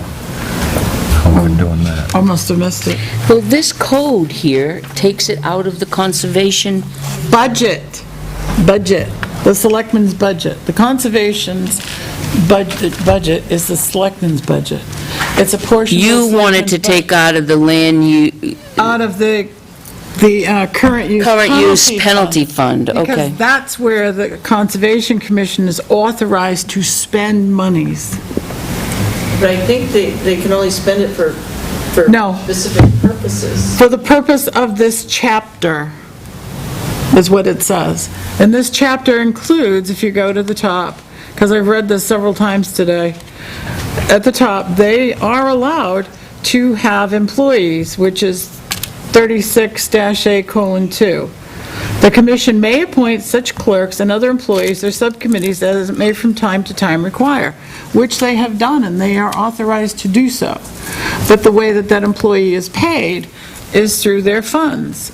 And I'm only saying this because here's an opportunity not to spend the general fund taxpayers' dollars, but to use those current use penalties funds. Clerk as well?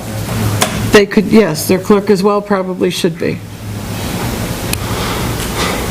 Well, they have a line item budget. Can we correct it? Yeah, I don't know, I don't see, I mean, the Conservation Commission gets an appropriation. No, the selectmen's budget gets an appropriation. It's the selectmen's budget. Okay, well, the clerk is paid through payroll, and it's charged against the line item. They could be paid exactly the way the sewer commissioner's employees are paid, in that they would be paid, and then the general fund... Employees should be paid the same way then, through the Parks. The Parks Commissioners are not allowed, they're not authorized by RSA to have employees, and they don't have a separate fund by which to pay employees. Well, they do have a separate fund, and I thought the selectmen gave them all the powers. Not to hire employees. Not to hire employees? No. We do. We hire employees. We did the actual hiring. Conservation Commission specifically has these authorities, which is, So they should not be denied them. how do I'm you just saying how do you recommend fixing this? that it is paid as, well, for this point, time not to hold it up, it could be paid as a 1099, and the Conservation Commission can reimburse through their, current use penalty fund. And then, in the future, we need to have a conversation with them so that, it flows much easier and is much more correct. So should they be paying everything from their conservation fund and not have an appropriation?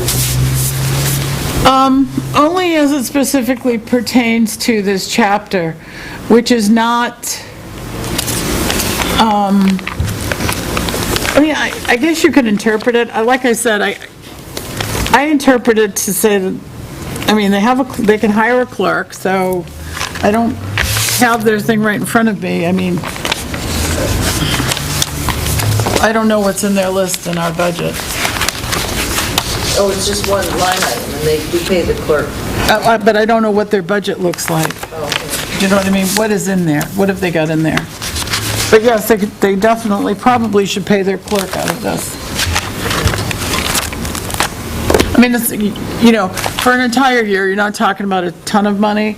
It's what, about $1,000 plus, maybe $1,500 we're talking? Yeah. But it's just that less. So if it's an employee, I guess I'm just confused. Look at this, I want to read this one. Like I said, I sent a thing off to local government center, so, to explain it, but there should be a 1099, they should reimburse, but, and maybe they don't realize that they have that power to hire employees, and that, according to this, they don't have to have the selectmen's approval.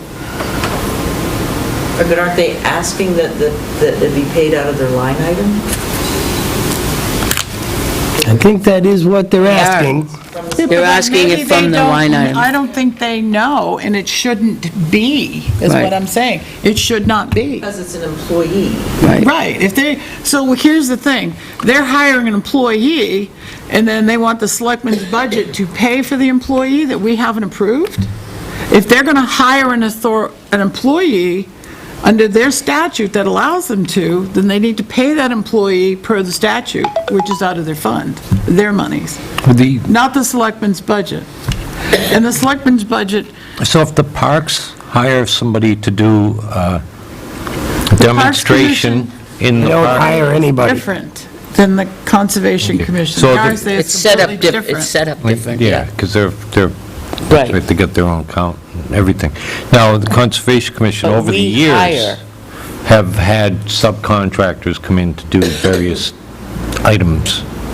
So does the To do parks. it.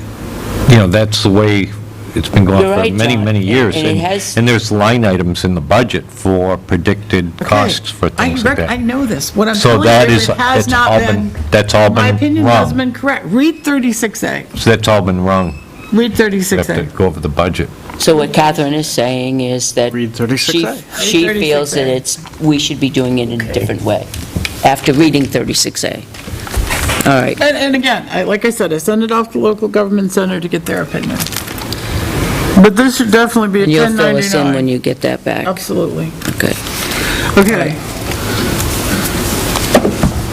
I think that's it. Is that it? That's it.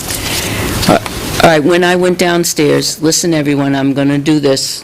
Here it is. Mark it down in your books, put it in the minutes. Oh.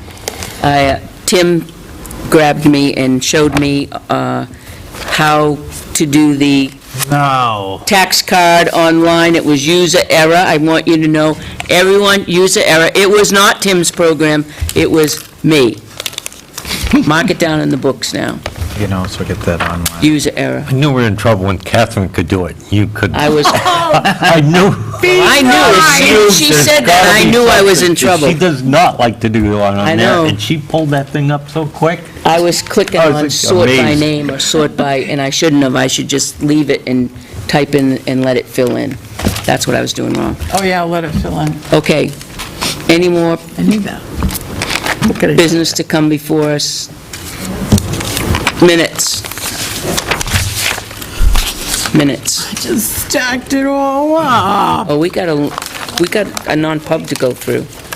Well, why don't we do that and come back? Can we do, all right, I can read them in a note. make a motion, we go into non-public as per RSA 91A:3, personnel, legal, and, Legal isn't non-public.